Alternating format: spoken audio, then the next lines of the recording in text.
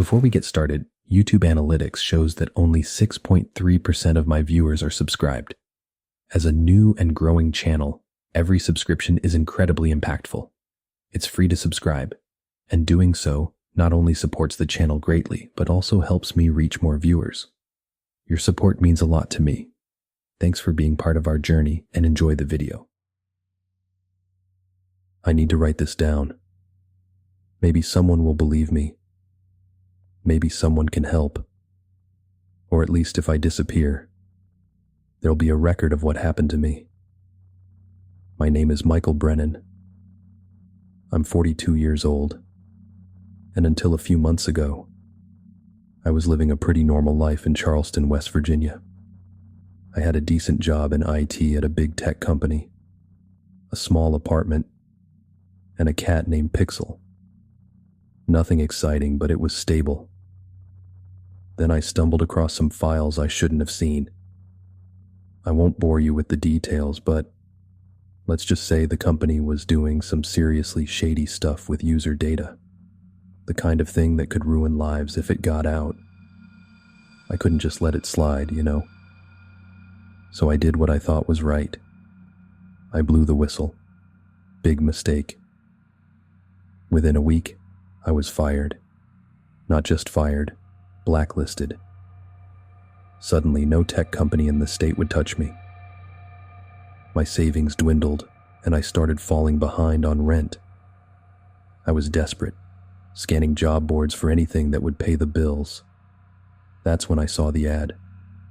Night receptionist needed, Whispering Pines Motel, Fville, West Virginia. $50 per hour, 11 p.m. to 7 a.m. shift. No experience necessary. Immediate start. It seemed too good to be true, but I was in no position to be picky. I called the number, and a gruff voice told me to come in that night for an interview. No resume needed. The drive to Fville took about an hour. The sun was setting as I pulled up to Whispering Pines Motel. It was one of those old-school L-shaped motels you see in movies, 2 stories of rooms arranged around a central parking lot. The neon sign flickered weakly, half the letters burnt out. I parked and headed to the office. A bell jingled as I pushed open the door. The place smelled of stale cigarettes and cheap air freshener. Behind the desk sat an old man, his face a maze of wrinkles. He didn't look up from his newspaper. "Help you?" he grunted. Yeah. I'm Michael Brennan. I called about the night receptionist job. He folded his paper and fixed me with a piercing stare. "You sure you want it?" I blinked, thrown off. "Yes, that's why I'm here." He nodded slowly. "All right then. You start tonight. 11 to 7. $50 an hour. Cash. Any questions?" I had about 1,000,000 questions, but I was so surprised I could only stammer, "Don't you want to interview me?" He shrugged. "You showed up. That's all the interview I need. Job ain't for everyone." The pay was too good to pass up. "Okay, great. What do I need to do?" "Check in any guests, keep an eye on things, and follow the rules." He pulled a folded piece of paper from his pocket and held it out to me. "Memorize these. Don't write them down. Don't tell anyone about them. Break a rule, you're done." "Got it." I took the paper, my hand trembling slightly. "Got it. Good. See you at 11. I left in a daze, clutching the paper.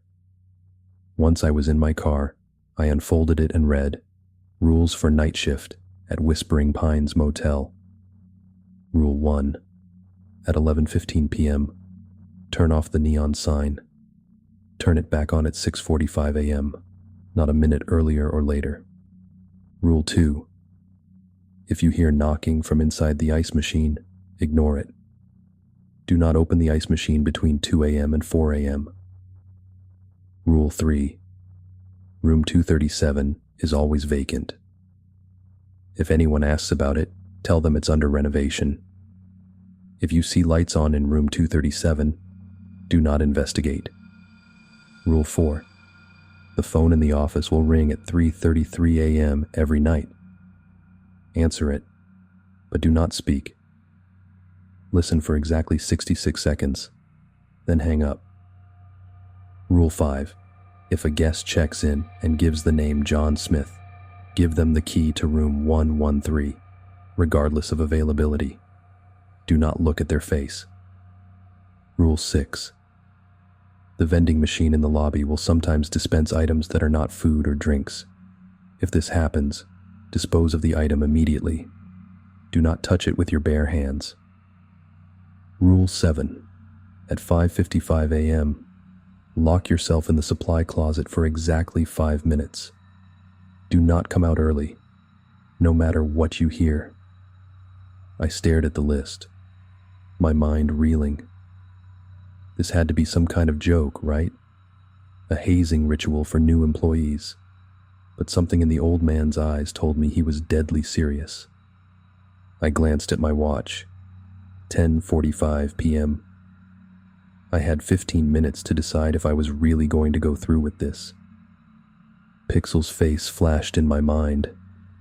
The past due notices piling up on my kitchen counter. The sneer of my former co-workers as I was escorted out of the building. I took a deep breath and got out of the car. The old man was gone when I entered the office at 11 p.m. sharp. In his place was a younger guy, maybe in his 30s, with dark circles under his eyes. "You the new guy?" he asked, already standing up and gathering his things. I nodded. "Yeah, I'm Michael." He grunted, not bothering to introduce himself. "Good luck," he muttered as he brushed past me. "Wait," I called after him. "Any advice?" He paused at the door, not turning around. "Yeah, follow the rules." And then he was gone. I settled into the chair behind the desk, my heart pounding. The rules were burned into my brain. I checked my watch obsessively as 11:15 approached. At exactly 11:15, I went outside and flipped the switch on the neon sign. The parking lot was plunged into darkness, save for a few dim lamps near the room doors. As my eyes adjusted, I could have sworn I saw something move in the shadows near room 237, but when I looked directly at it, there was nothing there. Back in the office, I tried to distract myself by exploring. There wasn't much to see. A small bathroom, a supply closet, and a back room with a cot and a mini fridge. I assumed this was for the night receptionist to use on breaks, though the thought of sleeping here made my skin crawl. At 1:30 a.m., a car pulled into the lot. My first customers. It was a couple in their mid-20s, giggling and hanging on each other, probably looking for a place to hook up away from roommates or parents. "Welcome to Whispering Pines," I said, plastering on a smile. "How can I help you?" The guy leaned on the counter, grinning. "Yeah, we need a room for the night. Something with a view, you know?" He winked exaggeratedly. I forced a chuckle. "Sure thing. I've got a room on the second floor that should work." I grabbed a key from the pegboard behind me. "Room 215. It'll be $65 for the night." As I was processing their payment, the girl frowned, looking around. "This place is kinda creepy, babe. Maybe we should go somewhere else." My breath caught in my throat. "Please don't leave," I thought desperately. "I need this job." The guy laughed. "Ah, come on. It's got character. Besides, I'm sure it looks better in the daylight, right?" He looked at me expectantly. "Oh, absolutely," I lied smoothly.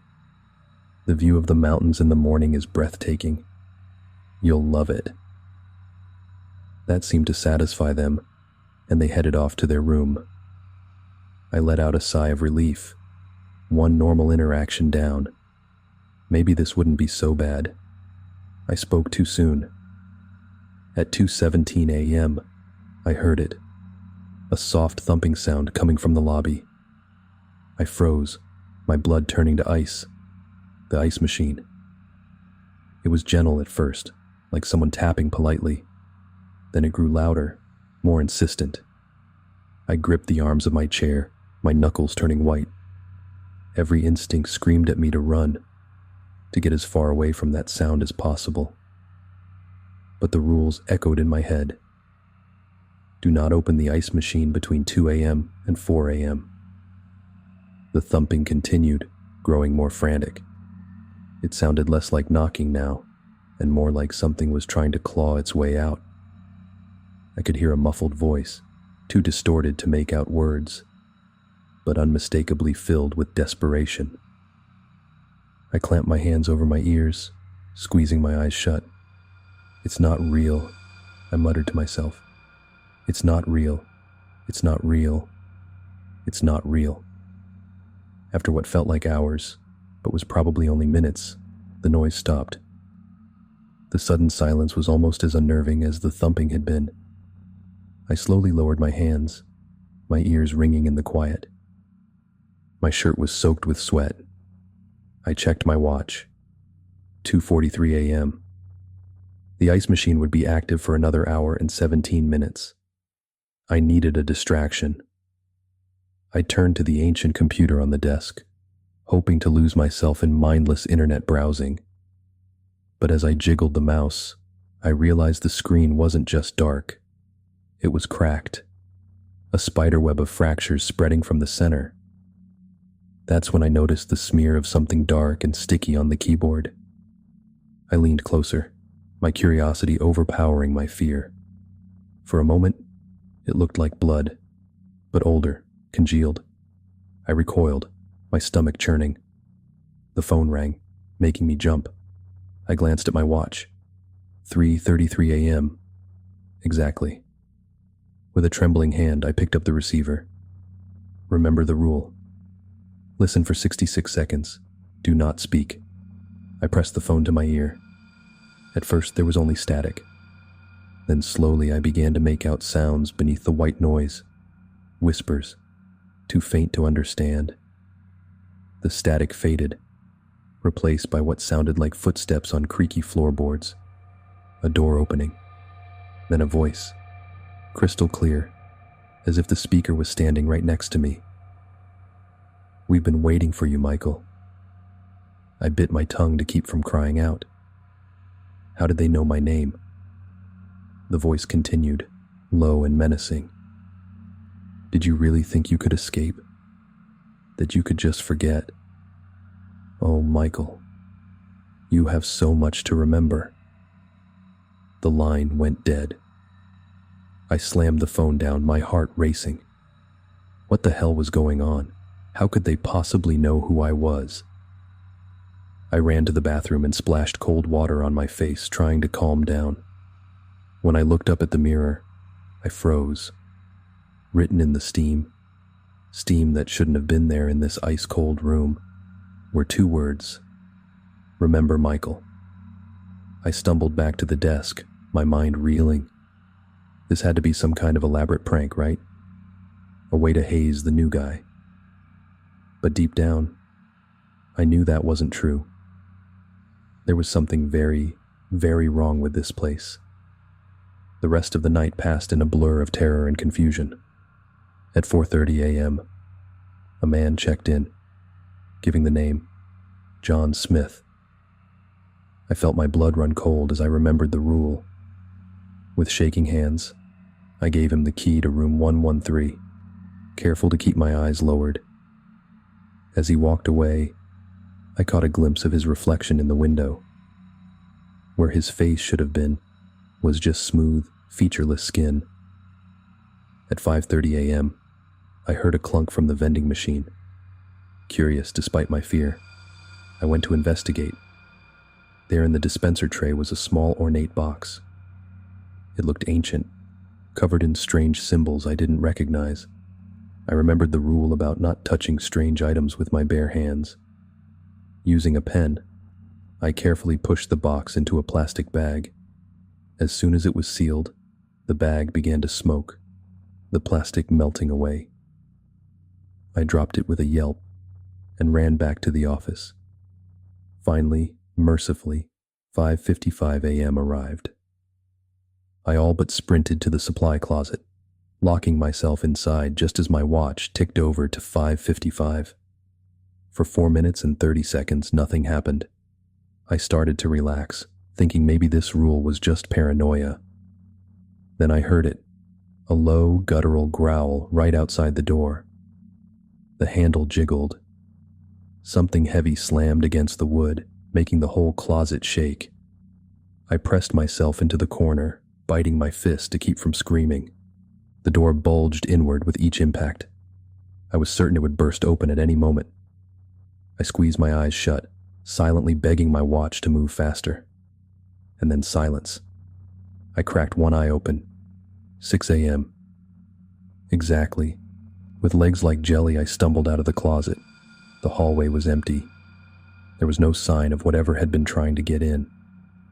At 6:45 a.m., I turned the neon sign back on. I've never been so happy to see the sun rising.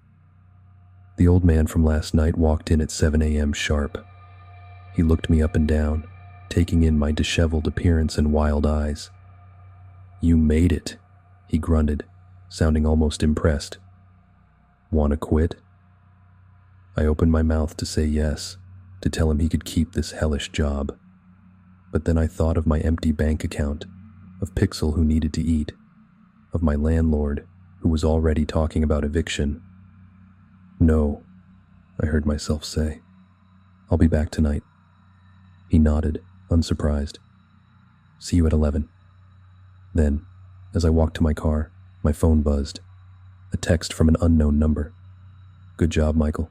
You're remembering. See you soon." I drove home in a daze, my mind racing. What had I gotten myself into?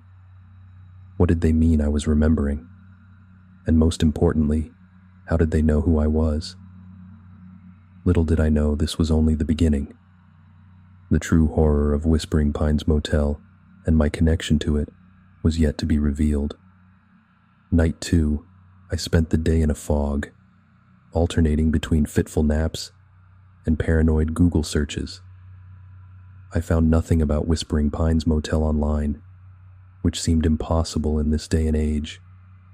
It was as if the place didn't exist.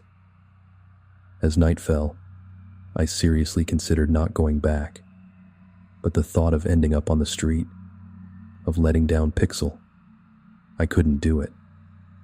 So at 10:30 p.m., I found myself driving back to Phil, my stomach in knots. The old man was there again, reading the same newspaper as before. He barely looked up as I entered. "You're early," he grunted. I nodded, not trusting myself to speak.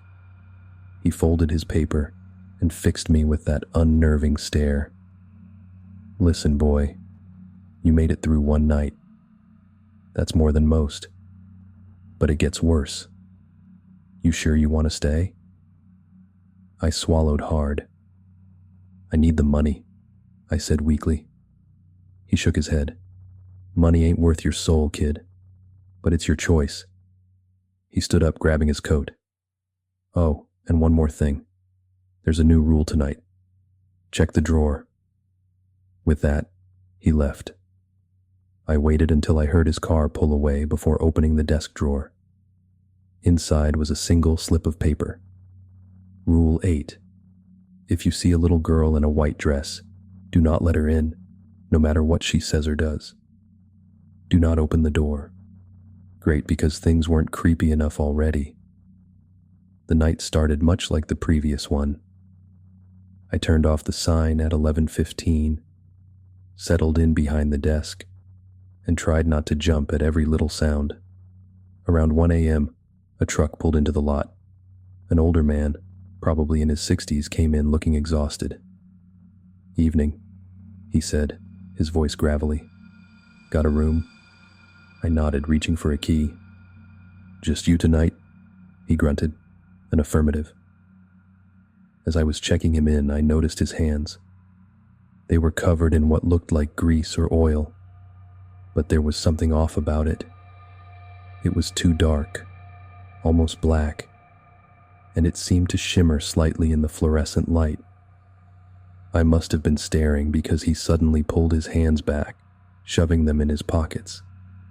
Had some car trouble on the way, he muttered, not meeting my eyes. I quickly finished the check-in process, handing him the key to room 109. As he turned to leave, I caught a whiff of something wrong. It wasn't body odor, or the usual smells you might expect from a traveler. It was acrid, chemical, with an underlying sweetness that made my stomach turn. Once he was gone, I found myself obsessively washing my hands, as if I had touched something contaminated. What was wrong with me? He was just a normal guest, right? The next few hours passed uneventfully. I dealt with the 3:33 a.m. phone call. More whispers this time, sounding like they were arguing about something, and carefully avoided looking at room 237, where I could swear I saw flashes of light under the door. At 4:17 a.m., it happened. I was idly flipping through an ancient magazine when I heard it. A soft tapping on the office door. I froze, the magazine slipping from my suddenly numb fingers. The tapping came again, more insistent this time. Slowly, I turned towards the door. There, peering through the glass, was a little girl in a white dress. My breath caught in my throat. She looked so real, so normal. Her dark hair was neatly braided, and she clutched a worn teddy bear to her chest. "Please," she called, her voice muffled through the glass. "Please let me in. I'm lost. I'm scared." I gripped the arms of my chair, my knuckles turning white. The rule echoed in my head. Do not let her in, no matter what she says or does. "I'm sorry," I called back, my voice shaking. "I can't open the door. It's against the rules." Her face crumpled, tears welling up in those unsettling eyes. "But I'm cold, and there's something out here. Something bad. Please, mister, please help me." Every instinct screamed at me to help her. What kind of monster leaves a child out in the cold? But I remembered the old man's words. "Money ain't worth your soul, kid." "I'm so sorry," I said again, feeling like the worst person in the world. "I really can't. But I can call someone for you, the police or—" Her expression changed in an instant. The tears vanished, replaced by a look of pure malevolence that chilled me to my core. When she spoke again, her voice was different, deeper, layered with other voices, old and full of hatred. "You'll regret this, Michael Brennan," she hissed. "You can't hide from what you've done. We'll make you remember. We'll make you pay." And then she was gone. One moment she was there, pressing against the glass, and the next, she had vanished into thin air. I sat there shaking for what felt like hours. What did it mean? Make me remember. What had I done? The questions swirled in my mind, making me dizzy with fear and confusion. I don't remember turning the sign back on or the old man arriving. I just know that suddenly I was in my car, driving home in the early morning light. As I pulled into my apartment complex, my phone buzzed. Another text from the unknown number. 2 down, 5 to go. The past always catches up, Michael. I deleted the message with trembling fingers and stumbled up to my apartment. Pixel greeted me at the door, meowing for breakfast. The normality of it, my cat, my cluttered apartment, the morning sun streaming through the windows, felt surreal after the night I'd had. As I poured kibble into Pixel's bowl, a wave of dizziness washed over me. I gripped the counter, squeezing my eyes shut as images flashed through my mind. A stark white room, the smell of antiseptic, a man in a lab coat leaning over me, saying something about successful suppression of memories. I gasped, my eyes flying open. What the hell was that? A forgotten dream? Some kind of hallucination brought on by stress and lack of sleep? But deep down, I knew it was something more. Something I had forgotten or been made to forget. I sank to the floor, my back against the cabinets. Pixel rubbed against my leg, purring, oblivious to my internal turmoil. I absent-mindedly stroked her fur, trying to make sense of everything. One thing was becoming clear.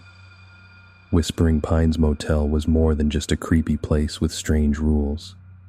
It was connected to me somehow, to my past, and if I wanted answers, I would have to go back. God help me, I would have to go back. Night 3. I spent most of the day researching, though I wasn't sure what exactly I was looking for.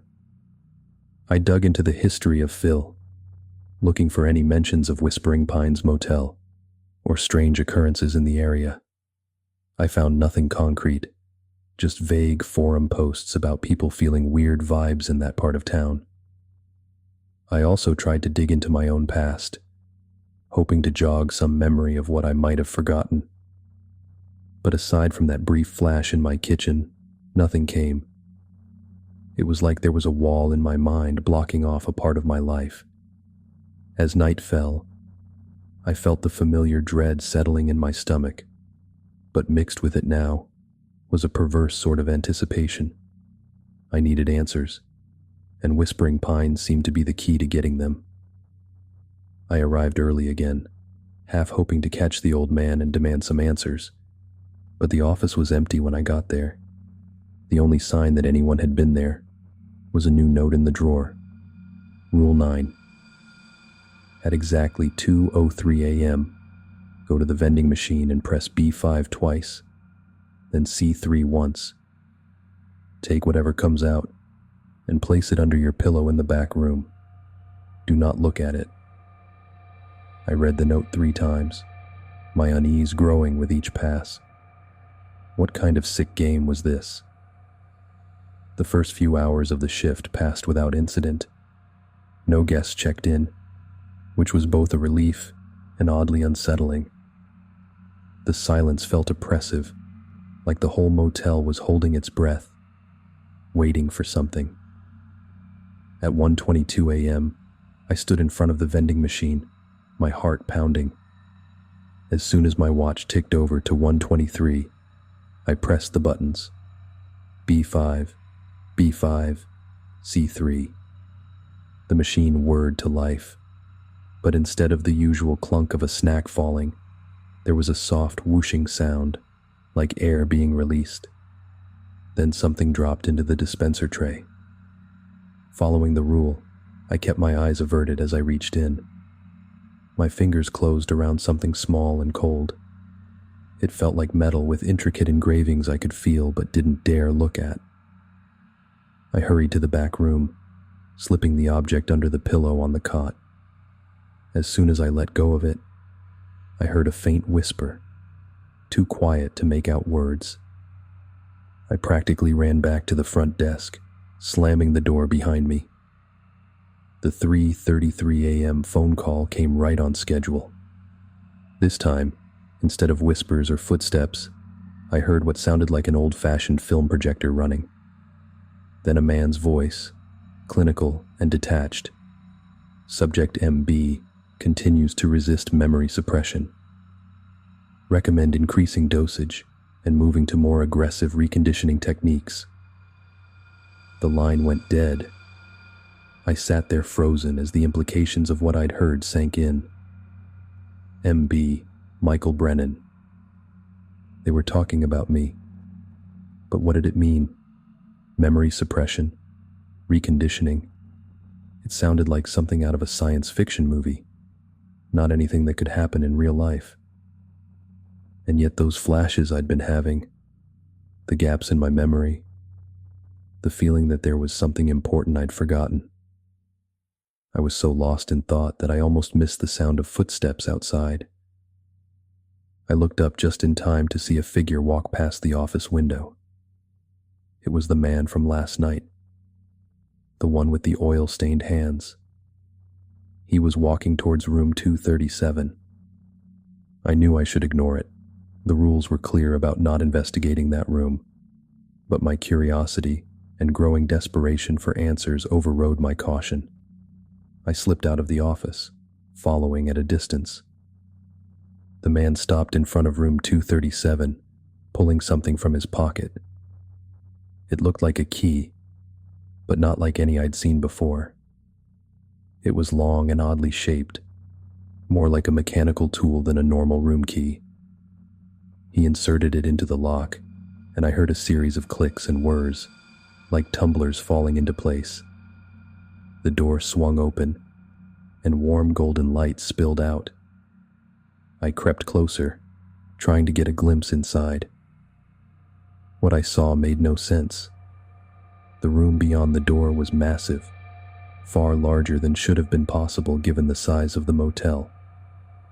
It looked like some kind of laboratory, with banks of computers and strange pulsing machines lining the walls. In the center of the room was a chair.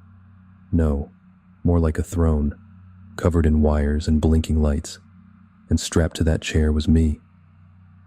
I stumbled back, my mind reeling. It wasn't possible. I was here, outside the room. How could I also be in there? The man turned, finally noticing me. His face twisted into a snarl, and he started towards me. I ran, not stopping until I was back in the office, the door locked behind me. I sank to the floor, my breath coming in ragged gasps. What did I just see? Was I going crazy? I went through the motions of the other rules, the supply closet at 5:55, turning the sign back on at 6:45. But I was on autopilot, my mind still trying to process what I'd witnessed. As I was leaving, the old man caught my arm. "You saw something you shouldn't have," he said, his voice low and urgent. "Be careful, boy. The walls between worlds are thin here, and some doors, once opened, can't be closed." I drove home in a daze, my mind spinning. When I got to my apartment, there was an envelope taped to my door. Inside was a single Polaroid photo. It showed me strapped to that chair in room 237, my eyes wide and terrified. On the back, written in red ink, "The experiment isn't over, Michael. It's just beginning." I sank to the floor, the photo clutched in my trembling hands.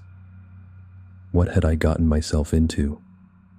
And more importantly, how was I going to get out?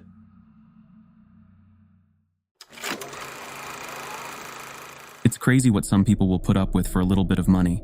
Desperate times, I suppose. Well, I am one of those desperate people. Desperation to get my daughter a life-saving medical treatment is what drove me to where I am now. That same desperation has led to daily fear of what might happen next to Danny and I, now that it's over. I had no choice. I needed money right away. I couldn't qualify for a loan, and the damn insurance company said the treatment was not authorized under our policy. My work was barely paying over minimum wage, and I still needed almost $5,000. The only way this would work is if I got another job working graveyard somewhere else, at least until I could save enough to get her the treatment. Danny was all I had left. I already lost her mother a year ago in that car crash. I couldn't lose her too. I looked high and low. I combed the classifieds and drove around desperately searching for a job that could pay what I needed and have an available night shift as well. The prospects seemed hopeless, but I had to find something soon. The town we lived in was small, and the prospects seemed bleak. That was when, in a streak of what felt like luck at the time, I inquired about a job at a small grocery store about a mile away from where we live. It was called She's Nighttime Convenience and Grocery. It was an odd little store that was closed during the day and seemed to open at around 8 p.m. and close sometime before morning. The weird hours seemed off, and I didn't know who would want to shop at a store that was only open in the middle of the night, when there were 24-hour chains elsewhere. Though it did not really matter, it was a store. I needed a job, and the unique hours in this case would work for the schedule I needed. I decided to try and apply for a job there. I was on my way home after finishing a shift at my day job. My friend Kathy was nice enough to watch Danny while I was working, and had even agreed to do so if I found a graveyard shift somewhere else as well, at least for a month or two if needed. Since I had seen the odd shop and saw the hours, I decided to inquire about a job at the lonesome and odd little store that seemed to only be open at night. I was reluctant at first, since I thought they might have some illicit reasons to only be open at such hours. Despite my misgivings, I realized it was the best hope I had of getting a job with my minimal skill set, and that was a guaranteed graveyard shift. I got out of my car and walked up to the entrance. The place was pretty run down, but seemed to still have signage up and around the front. There were sale signs and clearance items advertised, and the somewhat normal facade of a grocery store made me relax and continue with my intended course. I noticed up close, there was a mark under the first part of the store name, She's. It looked like Japanese kanji or something. I stepped inside, and it seemed deceptively large compared to how small it looked on the outside. There were aisles of various groceries and other household supplies, and even some clothes racks. I had no idea how it was this large an operation. Most of the shoppers seemed fairly normal at first, though there were some people who you could tell preferred to do their shopping at night. I tried not to stare, as I received a rather murderous-looking glare from one such individual, who I must have let my eyes linger on too long. The staff also looked about the same as any other store's staff would look, fairly diverse, and no one with an overly cheery or overly sullen mood about them. I did notice there was not a lot of talking near the checkouts. Moving on, I looked near the front, intent on finding a manager's office to inquire at. I felt hopeful when I saw a sign that I thought read, "Help Wanted." I felt a bit confused and less optimistic when I read the full content of the rather strange sign stating, "Help Wanted," but not always needed. I was not sure how to take that, so I decided to look for someone to ask. As I approached the back office and went to knock on the door, I was interrupted by a large man with a blue store apron and a name badge indicating he was Store Manager, Benny. The large man welcomed me with a pleasant, though slightly forced, "Hello, can I help you find something today?" I was distracted by the almost pained expression on his face, like his smile would eventually shatter the muscles in his face if he kept it on for a moment longer. Brushing past the distraction, I remembered why I was there.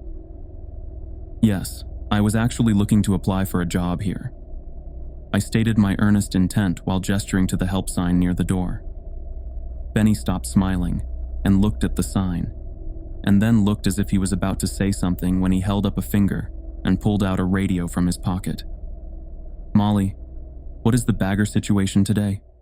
How are we holding up staff-wise?" There was no immediate response. He smiled again in that disturbing way, while he drummed his fingers along his tie as he awaited a response. His face wrinkled, and then he stated, "I'm sorry, I think we might be full at the moment, but thanks for your interest." He was about to usher me away when his radio barked to life, and I heard a static-laden voice on the line. I couldn't hear everything, but it sounded strange, and I thought I heard something like, "Rob, caught, problem, and got bagged." I didn't know what to make of the weird bits I heard, but before I could think twice about it, I heard Benny mumble, "All right, but next time answer faster. It could have been a code black, and if you mess around with those customers, it is your ass next." I was still standing there in awkward silence when he wheeled around and his frustrated veneer vanished, and he was back to the awful fake smile as he loudly proclaimed, "Congratulations! There is an opening available now. Let's get you set up. Can you start tonight?" "Right now, as in tonight?" I asked, thoroughly surprised they would want me to start immediately and without any application or vetting process to speak of. "Yes, right now. Don't worry, we can sort out all the legal stuff later, but for tonight, we are actually a bit busier than normal, and we could use the help. First though, let's talk terms and some mandatory paperwork. I was not sure what he meant, but I figured it might mean a salary negotiation. Sure, what is the pay and benefits? I knew it was a little tacky to ask up front, but I needed that money badly, and Danny couldn't afford for me to get taken for a ride by someone lowballing my wages. $45 an hour is the pay for baggers, which is what we normally start people as. I almost gasped aloud. That was crazy for a grocery store bag boy. My surprise was apparent, and Benny held up a hand and cut off my next question, stating, "We value hard work and integrity here, and just a wee bit of discretion." He laughed aloud and slapped his knee. "But in all seriousness, there is a non-disclosure agreement we do need you to sign with the paperwork." He grinned again, and I thought the discretion bit and NDA was weird, but that was double what I was making at my day job, so I was overjoyed at the prospect. He continued, "Health coverage and dental are fully covered, but no life insurance. Those policies always have some trouble for some reason." His grin widened as he said the last part, and it looked even more fake than before. Despite some disturbing implications, I could scarcely hear the alarm bells in my head over my future payday. I had found a miracle. I would be able to get enough money in about a month working here, and my day job. I would be able to get Danny that treatment. I didn't need to be asked twice. I readily agreed to the offer. "Very good decision. Welcome to the She family. Ed, get out here and get our new hire an apron and a tag, and start with the simple version of the bagger training." An unpleasant-looking older man emerged from the back room and was holding an apron and moving with an odd gait that might have indicated some previous injury or the like. I forced a smile and introduced myself, but the man, Ed as I heard his name was, did not reciprocate. He looked me up and down and snorted derisively in a way that was hard not to take offense to. I let it go and waited for him to say something. Just before opening my mouth to ask when the training started, he cut me off and humorlessly asked, "You know baggin', fella?" "Baggin'? Like bagging groceries?" I tried to clarify. He glared at me and just nodded his head. "Well, yeah.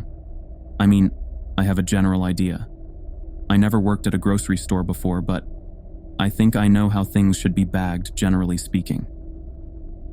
He paused an uncomfortably long time, and I was about to try and speak again when he snorted and gave a rather unpleasant throaty laugh that ended in a dry coughing fit. After he finished, he said, "Not like this, I'm guessing you don't. All right then. Come on. I will show you how we do the baggin', and also the other rules.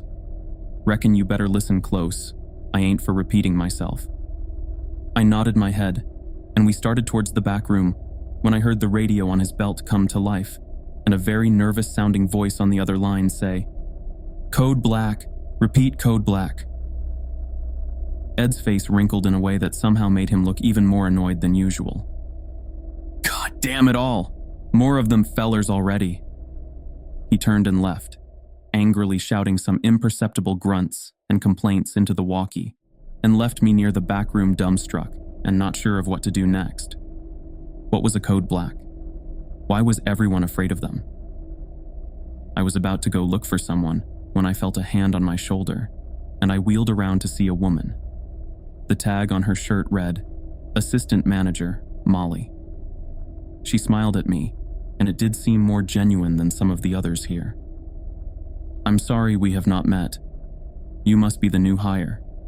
I'm Molly, the AM here. I can help you with training and orientation. You can be a great asset here at She's." She held a hand toward the backroom doors and ushered me toward them. We moved into the backroom halls, and as I looked around, I saw several doors that looked like ice boxes. I figured they must store a lot of products to need that many freezers scattered about. Visible near the freezer's doors were shelves of other inventory. There were rows of boxes and pallets of strange things like chemicals, metalworking gear, various pieces of hardware, and crates that had gun manufacturers' names on them. I was wondering again just what kind of store this really was. Besides the odd inventory, it was also kind of a mess. and I was glad I wouldn't be the one having to sort all of it. We made our way to an office room with oppressively bright blue painted walls, like a kindergarten classroom. The sight reminded me of when Danny was in kindergarten, and I steeled my resolve against any difficulty this job might have. I needed to do this for her. The office was sparse. There was only a desk, some chairs, and a file cabinet.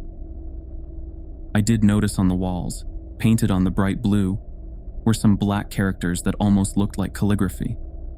More of those kanji were on the wall, and again I wondered what they meant. Before I could guess, Molly was motioning to me. She gestured for me to sit down at one of the only two chairs, in this case the one facing the desk. I sat down, and she sat opposite me. She looked over a few pieces of paper she had on a clipboard, and then smiled, turned around, and started rummaging through a file cabinet. As I was waiting, a sudden shriek was heard outside, and I looked to the door and suppressed a gasp. Molly didn't react and kept looking for something. I thought maybe she hadn't heard it, and I was about to say something when she wheeled around with a large binder in hand and dropped it onto the desk with a loud crash. Before training starts, please fill out this form for your safety and ours. She handed me a piece of paper that, when reading the details, seemed to be the non-disclosure agreement Benny had mentioned. I thought it was odd I had to sign this, but other hiring documents like tax, payroll, and healthcare paperwork were not required before starting. I considered they might be paying people under the table, which I hated to admit I might prefer since no tax deduction meant I could save money faster. I signed all too quickly without realizing what I was agreeing to keep quiet, and what the consequences imposed were if I didn't. Molly took the paper, looked it over, and said, "Good, that is settled. Well, let's get started. This is the employee handbook.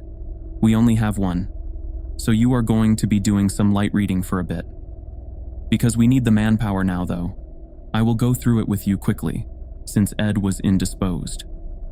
She grimaced when she said the last word and looked at her watch and then adjusted a dial on her walkie-talkie. She looked back at me and resumed, "As a bagger, you are vital in ensuring customers leave satisfied with their product, and you are one of the last people they will see on the way out, except in certain circumstances." She cleared her throat loudly in time to some muffled noise I thought I heard somewhere else in the back room. Basic rules and code of conduct are as follows. You are to bag products to the customer's satisfaction. The first thing you are to ask customers is what type of bags they want. Whatever they say goes, as far as how to bag things, and with what bags. You are not to ask about or discuss the purchases of the customers, no matter how curious you are or how talkative they might be. No questions, period. Understood? She slammed her fist on the binder, and I jumped back startled as she looked at me. I stammered out a quick acknowledgement. Yes, understood. Good, she said, and continued with the list. No assistance may be provided to customers for loading or unloading things from their vehicles. If a customer requests help to their vehicle, do not under any circumstances assist or leave the building with them or any customer at any time, regardless of the story they give you as to why they need help. It is our policy, and they know this.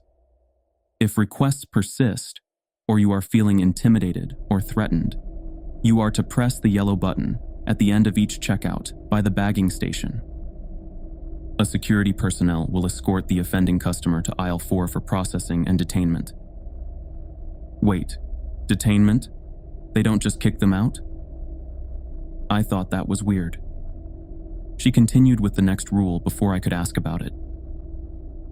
The most important rule, occasionally there will be a special bag request. You will know it when you hear it. If ordered, press the black button by the end of the checkout and proceed with code black protocol. These guests are normally our highest paying customers and often are here at the pleasure of Mr. Shi himself. They must be attended as quickly as possible. There it was, code black again. What special bag was she talking about? Ignoring the look of concern spreading over my face, she continued, Cell phones, smartwatches, or quite literally, anything that could be used as a recording device are strictly prohibited while on duty, both for our customers' sake and for our own. Store closes at 4 a.m. exactly. Any customers who remain will be escorted out, only exception being any customers who are involved in a code black. No access is allowed to the basement and inventory backrooms, only managers and stock employees allowed. Simple, right? Any questions? She asked, while flashing another smile.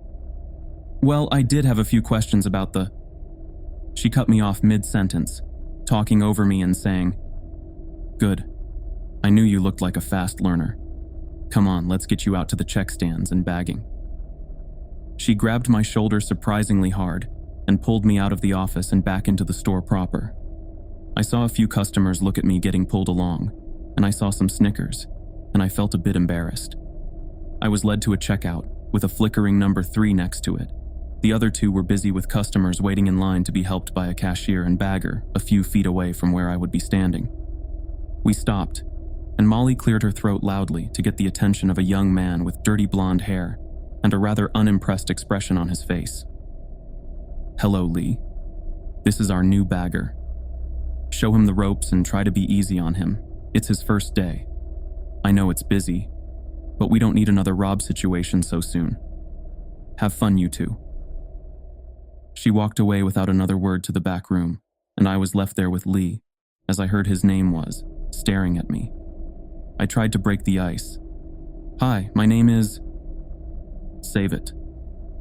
He responded abruptly. I don't want to get attached, just in case. I liked Rob, he was my friend, and now it's best not to talk about what happened to him. Just do your job and follow the rules, and you should be fine. I didn't know how to respond to the blunt introduction, but I figured he seemed nicer than that Ed guy, so I just walked up to the bagging station and gave him a mock salute and tried to put a smile on my face. It was going to be a long night. The first customer came through, and Lee wordlessly scanned their items. I proceeded to grab a few nearby bags when I felt a sharp kick in my leg. Lee was glaring at me like I had just slapped his mother. What? I thought I was supposed to... Then I looked at the customer who was frowning at me, and I remembered. Hello. What type of bag would you like?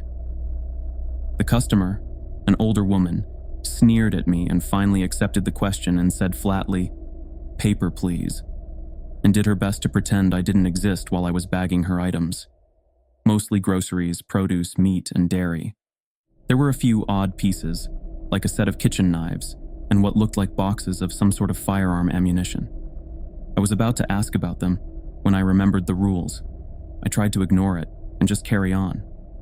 She left wordlessly, and more customers piled into our line. As the night went on, I started to see less normal items and more disturbing things. One customer had bought zip ties, large volumes of what looked like medical-grade sedatives, and several bags of candy. Another bought an ungodly amount of various weapons ammunition and several large fruits like watermelon and honeydew.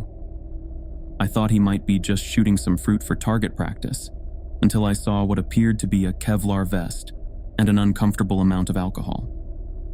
After a dozen very disturbing customers came through, I finally found someone who seemed a bit friendly. She was a kindly old woman who seemed to enjoy speaking to me, and by all accounts was very nice. It was a much-needed reprieve, and I actually enjoyed talking with her. Her name was Marge, and she was just buying some baking supplies, eggs, butter, flour, spices, all pretty normal things. You simply must try my raspberry tart. It is divine. I will bring some by next time, or better yet, I think I still have some in my car. Won't you be a doll and help an old woman with her groceries? I was about to accept when I saw Lee's face go blank, and he just shook his head. I looked back at Marge, and she had a wide grin on her face, and I looked down at the second half of her groceries yet to be bagged. There were containers of various chemicals including rat poison, bleach, and ammonia. I tried to speak, but I froze, and she asked again. Come on, dearie. My hip is in bad shape after my fall. It will only be a moment, and you can have a treat and a nice tip as well." Her grin shifted in a way that made me very uncomfortable, and I struggled to speak, but finally blurted out, "No thank you, ma'am. Store policy. We are not to escort customers out of the store under any conditions." Her grin vanished, and grimace of anger flared up briefly. "Oh well, your loss, I suppose. I would have made it spectacular. I thought I might get one of the new ones before you figured it out. Next time, Sonny. I might just find where you live and make a house call." She winked at me and pushed her cart away, and I was shocked and horrified at the implications of what had just happened. Lee elbowed me in the side and gestured to the customer who had taken her place, and I was forced to just ignore another uncomfortable encounter that night.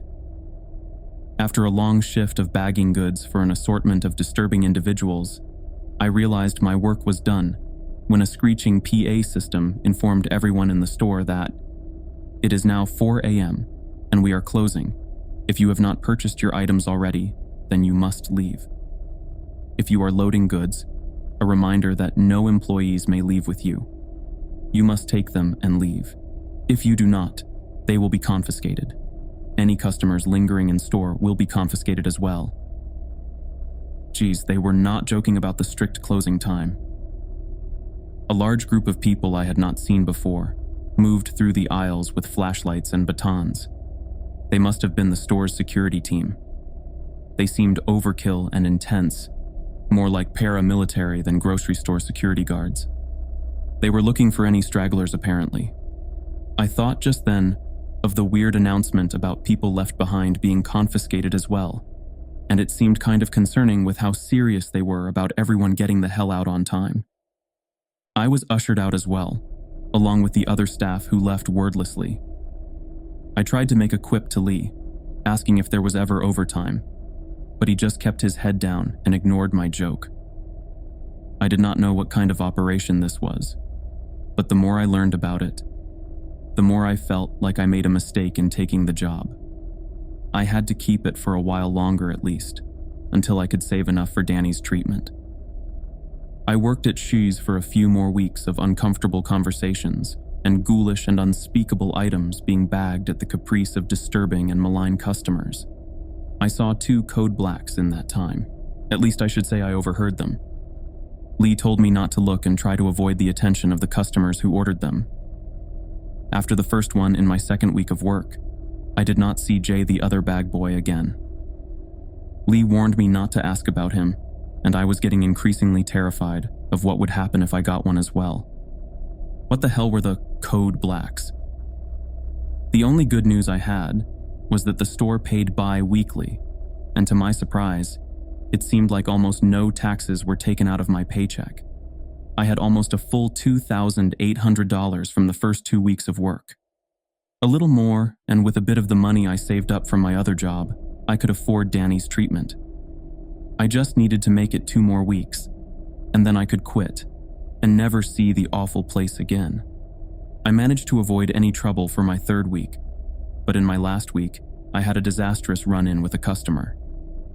It was what started a sequence of events so horrible that the conclusion still threatens my family's safety and terrifies me to this day. It was about 11 p.m., and things were going okay. Some of the managers were poking around, and there was an odd air of concern and anticipation in the air. Lee told me that the owner would be stopping by at some point that night, Mr. She himself. I was trying to ask more about the owner when a large bald man came to our checkout. He had horn-rimmed glasses and a large jowly face that was fixed in an leering stare that made me feel very uncomfortable. He tried to chat with me, but I got very bad vibes from the man. I tried to ignore him, but he kept pressing it. "Ah, come on, man, lighten up. I see you are new here. What's it like working here? You see any real action?" My response was simply asking, "What type of bag would you like, sir?" "I will show you my bag, if you show me yours," he said, then let out a belly laugh that almost knocked his glasses off as he kept smiling at me with a sick gleam in his eyes. After a moment, he finally said, "Plastic's fine, I suppose. Just trying to lighten the mood." You looked tense, like you could use a break. I ignored him while bagging copious amounts of junk food, a pair of pliers, lube, condoms, and various chemicals, like bleach and OxyClean. I had become slightly inured to the worst of the colorful characters and the concerning wares they purchased, but this one seemed particularly loathsome. Yeah, you could definitely use a break. Hey, I know. I can give you a little pick-me-up in my car. I am right outside. Help me take this stuff out and I'm your huckleberry. I couldn't even formulate a response. I couldn't think over my skin crawling away to another zip code. I resolved to just fall back on the rulebook line and proceeded to inform him that we are not allowed to leave the store with customers for any reason. To my horror and disgust, this one did not let the matter go. Come on. You're just playing hard to get. Seriously, I'm sure I can pay you more than these people. Come on, what do you say? Come on out and we can talk about it. I repeated the rules again while bagging the last of his items, but he would not let it go. Hey, listen to me, you little fuck. You think you are too good for me? You think you are some kind of hot shit? Huh? Well, you are coming outside now. No one ignores me like this. I have a special treat in store for stubborn pricks who don't listen to me. His face was bright red, and he was practically spitting the words at me. I panicked at first, but then I remembered the button by the bagging station. I pressed it discreetly while trying to hold my ground, shrinking slightly back to the vile tirade of the deranged individual. I took a step back, and he moved forward, looking like he was going to grab me. To my surprise, a large gloved hand fell on his shoulder. I looked behind him, and a nearly 7-foot-tall man clad in a weird cross between police riot gear and military-grade armor was holding him back. The customer turned around and started to yell at security. Do you pricks know who the fuck I am? I know the owner. You will all be sorry you crossed me. I am going to... And a sickening crunch was heard, followed by the man going limp. The guard holstered a now bloodied security baton and bent down over the dazed form of the customer. His eyes were glazed, and he likely had a concussion, but he was still conscious and tried to speak when the security guard seized him by the throat and hoisted him back to his feet. The customer tried to whimper out a soft and confused sounding, Wait. Before he was punched so hard in the chest, I thought I heard his ribs break from where I was standing. The helmeted face of the guard turned to me, looked me up and down and asked, what type of bag was he using? I had no idea what that had to do with anything, but I answered, plastic. He was using plastic bags. I heard a chuckle under the mask and helmet of the guard, and he said, too bad he didn't pick paper. And the guard dumped out one of the man's bags. As he was trying to rise to his feet, the guard placed the plastic bag around the customer's head and tightened it. To my shock and horror, he proceeded to easily strangle him. I couldn't believe what I was seeing, and after a few moments, it was over. I was speechless, and another guard came over, and they took the customer's body on a stretcher to the back room. Benny, the store manager, had appeared out of nowhere and spoke to us. I am sorry you had to see that, but I am glad you are safe.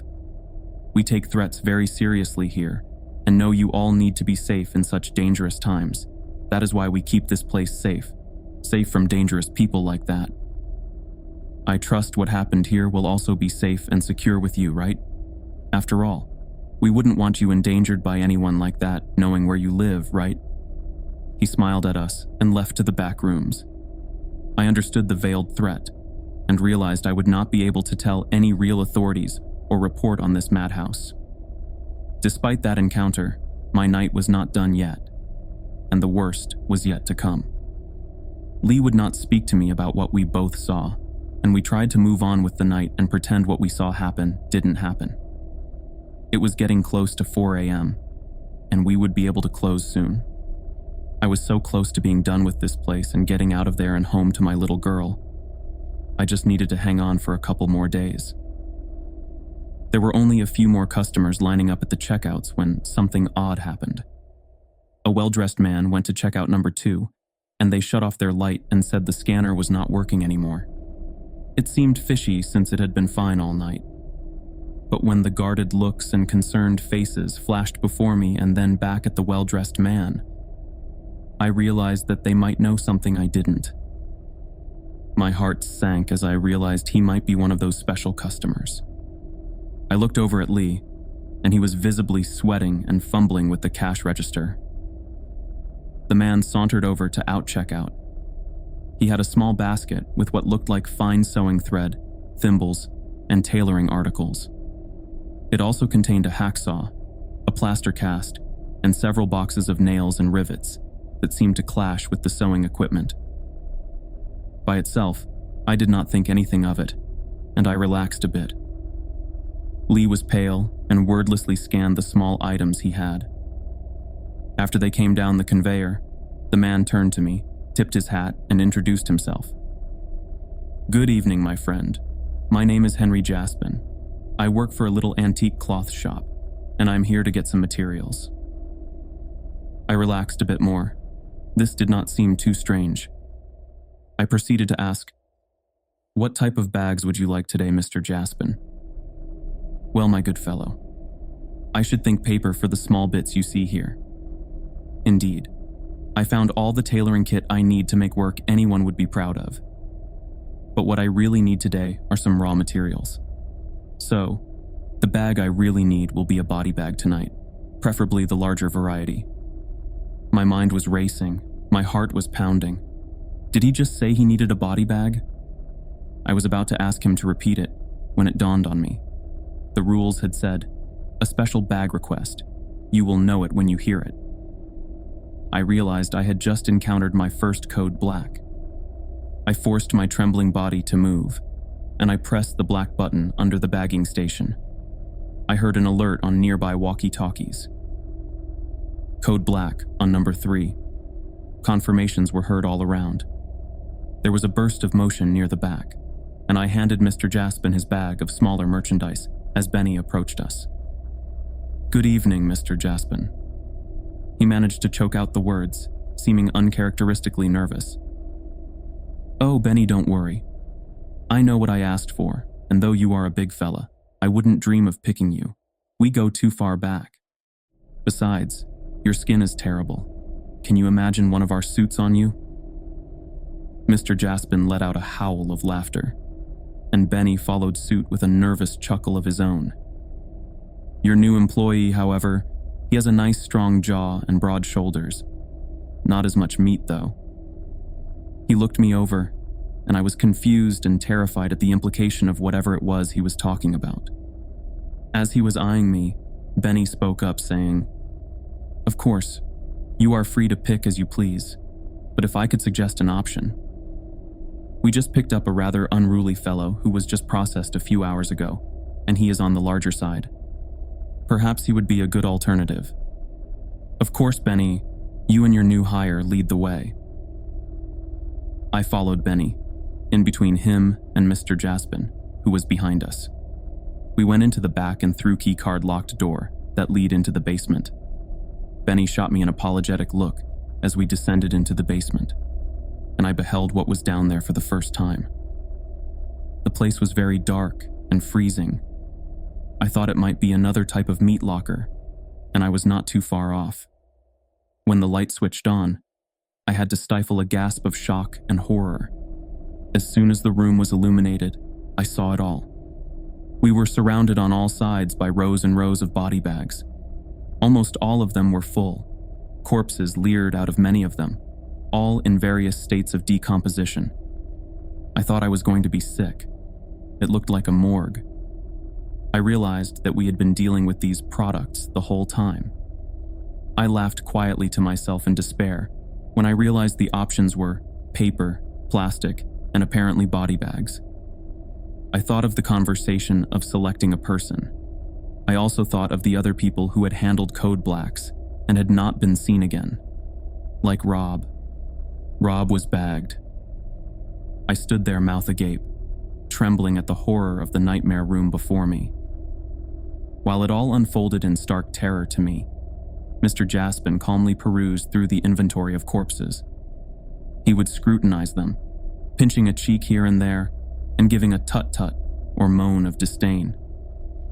He came across the body Benny had pointed out, and he said, My, he is a big fellow. A lot of material they would love to use. Skin is a little dry in places, a touch of eczema. That is all right though, Benny, old chum. You have a deal. I will tell Mr. Shi.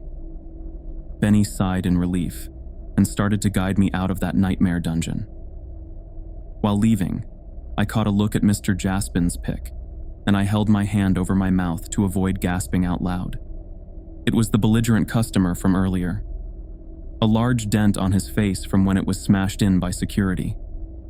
The face had a deathly pallor, and his eyes were still leering, even in death. Why in the hell was he down here, in a body bag? And why did it sound like he was just purchased?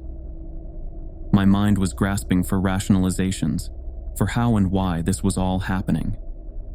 Suddenly, Mr. Jaspin caught my hand and proceeded to place a card into my palm. As for you, my fine friend, we would love to have a worker like you at our establishment. She runs a tight ship here, but we are a bit more free-spirited at the tailor. Take care. And he departed with his horrific purchase. I was ushered upstairs in a daze, and I vaguely heard Benny talking with someone. I snapped back to my senses and saw a new face looking at me. He was an older man, and he had very intense, unblinking eyes that were boring into my soul as I stood there. He spoke to me in a stern but oddly soothing voice. I know you might be unsettled by what you saw, but Shinu and the means to access it are natural parts of life. It is what you saw. It is what we sell. We sell it in all its forms. Why? It is even in our name. I hope you understand and do not consider anything foolish over the next few days. We value your work, but understand that some people lack the fortitude to deal with what our business does. Just don't forget that when you head back home to your house on 4th Avenue, the large cherry tree at the end of the street is blossoming and looks beautiful. You should take your daughter to see while it still blooms. He placed a hand on my shoulder and squeezed while departing. I had no idea what I had just witnessed, but I knew I was in trouble. My mind was a jumble, and besides the imminent threat, I found myself considering something unrelated, a name. I thought about what Mr. Shi had said about Shinu and how we sell it. I looked again at the sign as I was leaving, Shi's Nighttime Convenience and Grocery. I did not think anything of it at first, but I looked closer at the kanji by the first word. Looking up the meaning on my phone, I saw it was indeed the kanji for Shi, sometimes used when counting as the number 4 in Japanese, but more often associated with something else. The dawning horror and simplicity of the name made sense now. Shi more often translates to death. I had worked almost an entire month at Death's Nighttime Convenience and Grocery. I did not go back. I quit. I will find another way to make the rest of the money I need. My family's safety is what is important now, and I know it is not safe for me and Danny here anymore. How could it be, when Mr. Death knows where we live?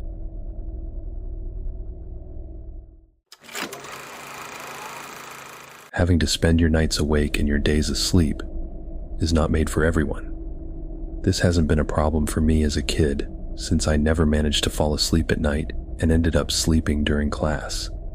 I lost count of how many times I woke up to my teacher shouting my name and my classmates staring at me. When I turned 16, I had to start thinking about what career I wanted to pursue. Because I usually am wide awake at night, I figured I could become a security guard who works the night shift. I look intimidating as I am tall and often go to the gym, so my sole appearance would tell people not to try and mess with me.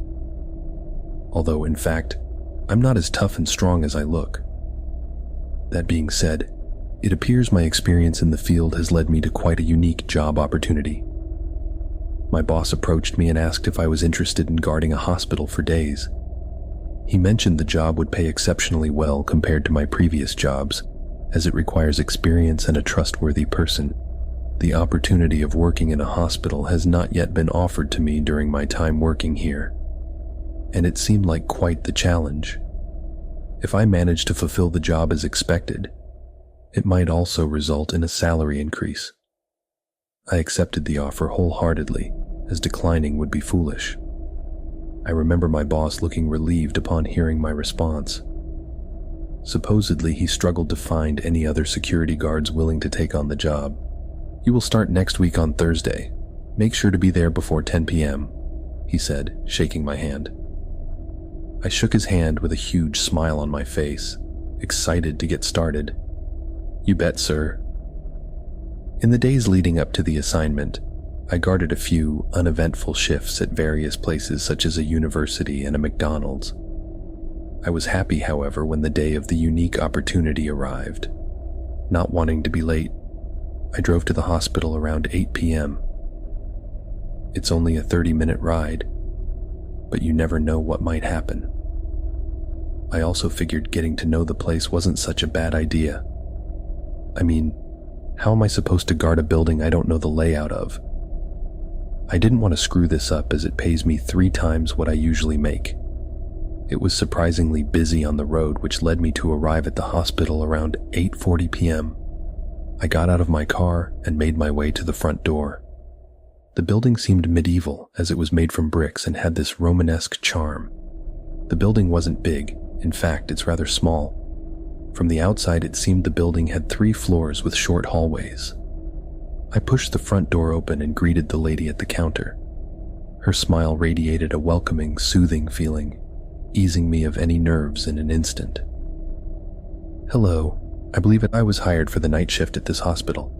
I'm a bit early, though. I was supposed to start at 10 p.m. "What's your name, darling?" she asked, maintaining her inviting smile. "I'm Jake," I replied confidently. She started typing on the PC in front of her, seemingly checking whether I was speaking the truth. I mean, you never can be too sure. Some crazy people would pretend to be a night shift security guard. "Is your boss Michael?" "Yes, ma'am." "All right. One of the other security guards will be here shortly to explain the procedures. Would you like a cup of coffee in the meantime?" "I would love a cup of coffee. Could it be black?" I asked with a grateful face. She chuckled and left to get me my coffee. A few minutes later, she returned with a cup of coffee. It tasted amazing, unlike anything I've tasted before.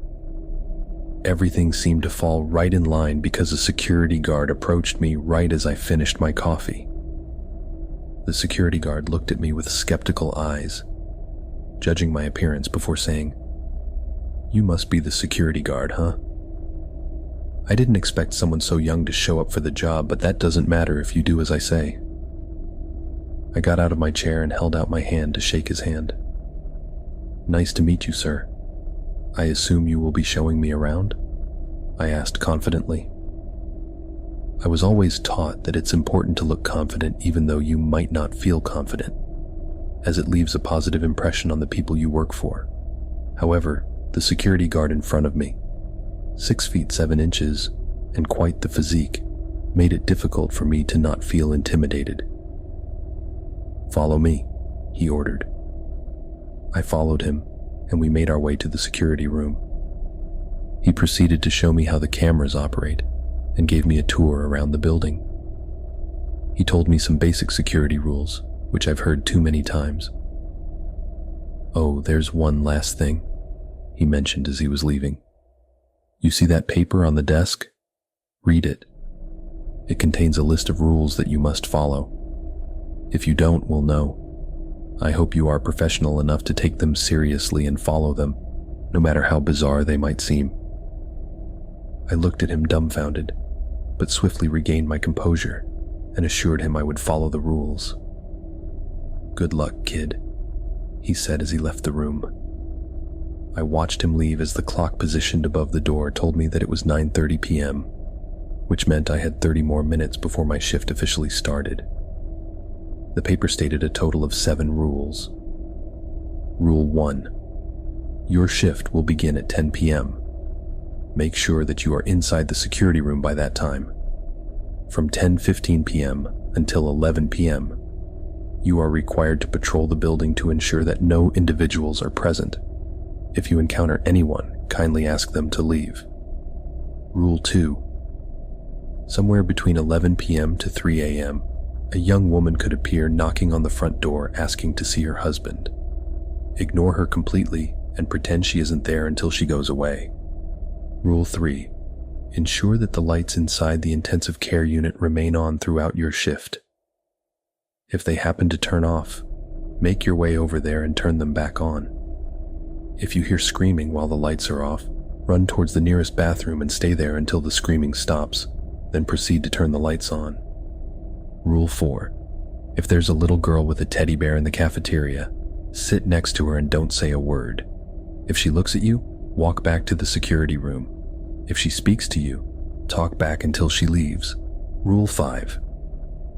Around 1 a.m., go to the general ward and check on the patients. If one seems to be sitting on their bed, ask them if they're okay and do whatever they request. If they strike up a conversation besides this, ignore it. Rule 6. If it starts raining, open the front door and let people in for shelter. Make sure everyone you let inside leaves the building. If someone seems to be missing, you will see them on the security cameras. Do not look at them. Rule 7. If the security cameras were to turn off any time throughout the night, hide and pray for your life. They won't find you. I put the paper back down on the desk and leaned back in the chair. I laughed at the sheer bizarreness of the situation. I must be getting pranked, I thought to myself. Though deep down I did not believe it was a prank. This was, in fact, a hospital, and it seemed unlikely my boss would go to such lengths for a joke.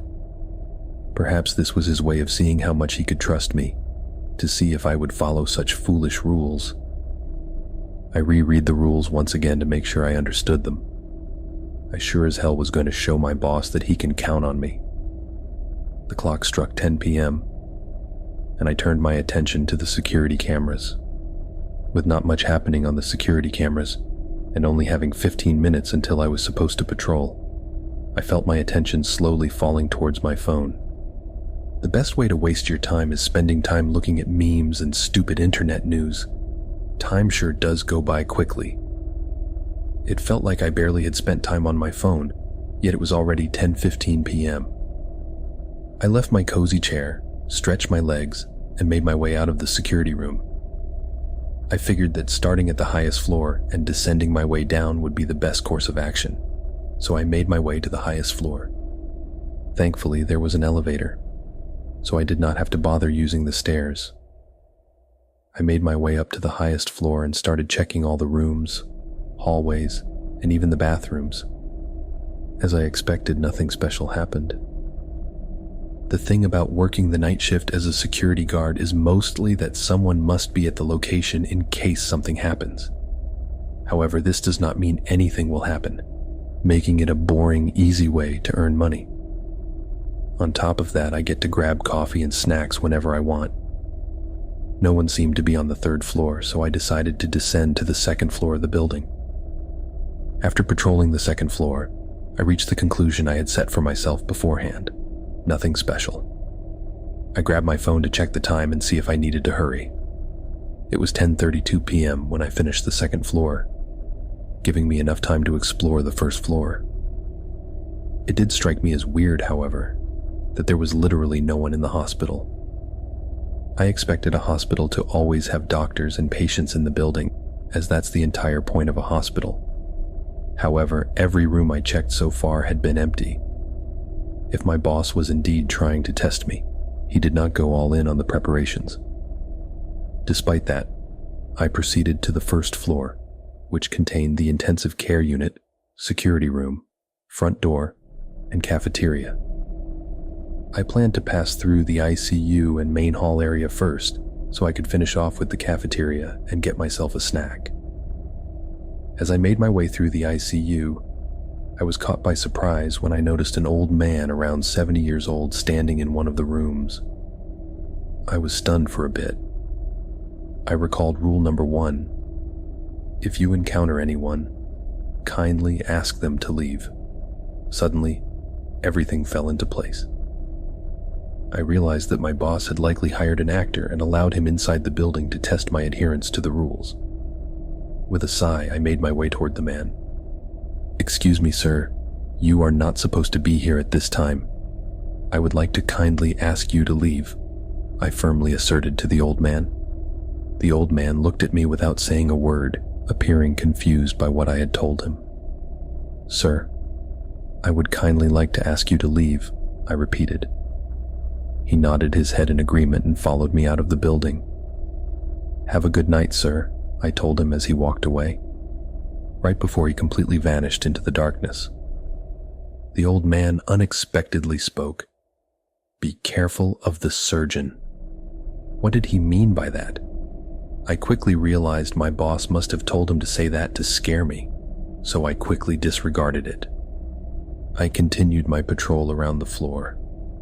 No one else seemed to be on the first floor, so I grabbed another cup of coffee and a croissant from the cafeteria as it was 10:53 p.m. I made my way back to the security room. Once inside, I leaned back in my chair and played some games on my phone, confident no one was in the building and I had nothing to worry about. After playing games on my phone for a while and finally checking the time, I was surprised to see it was nearly 12 a.m. I had spent over an hour playing games on my phone. I shifted my attention to the security cameras, scanning for any anomalies.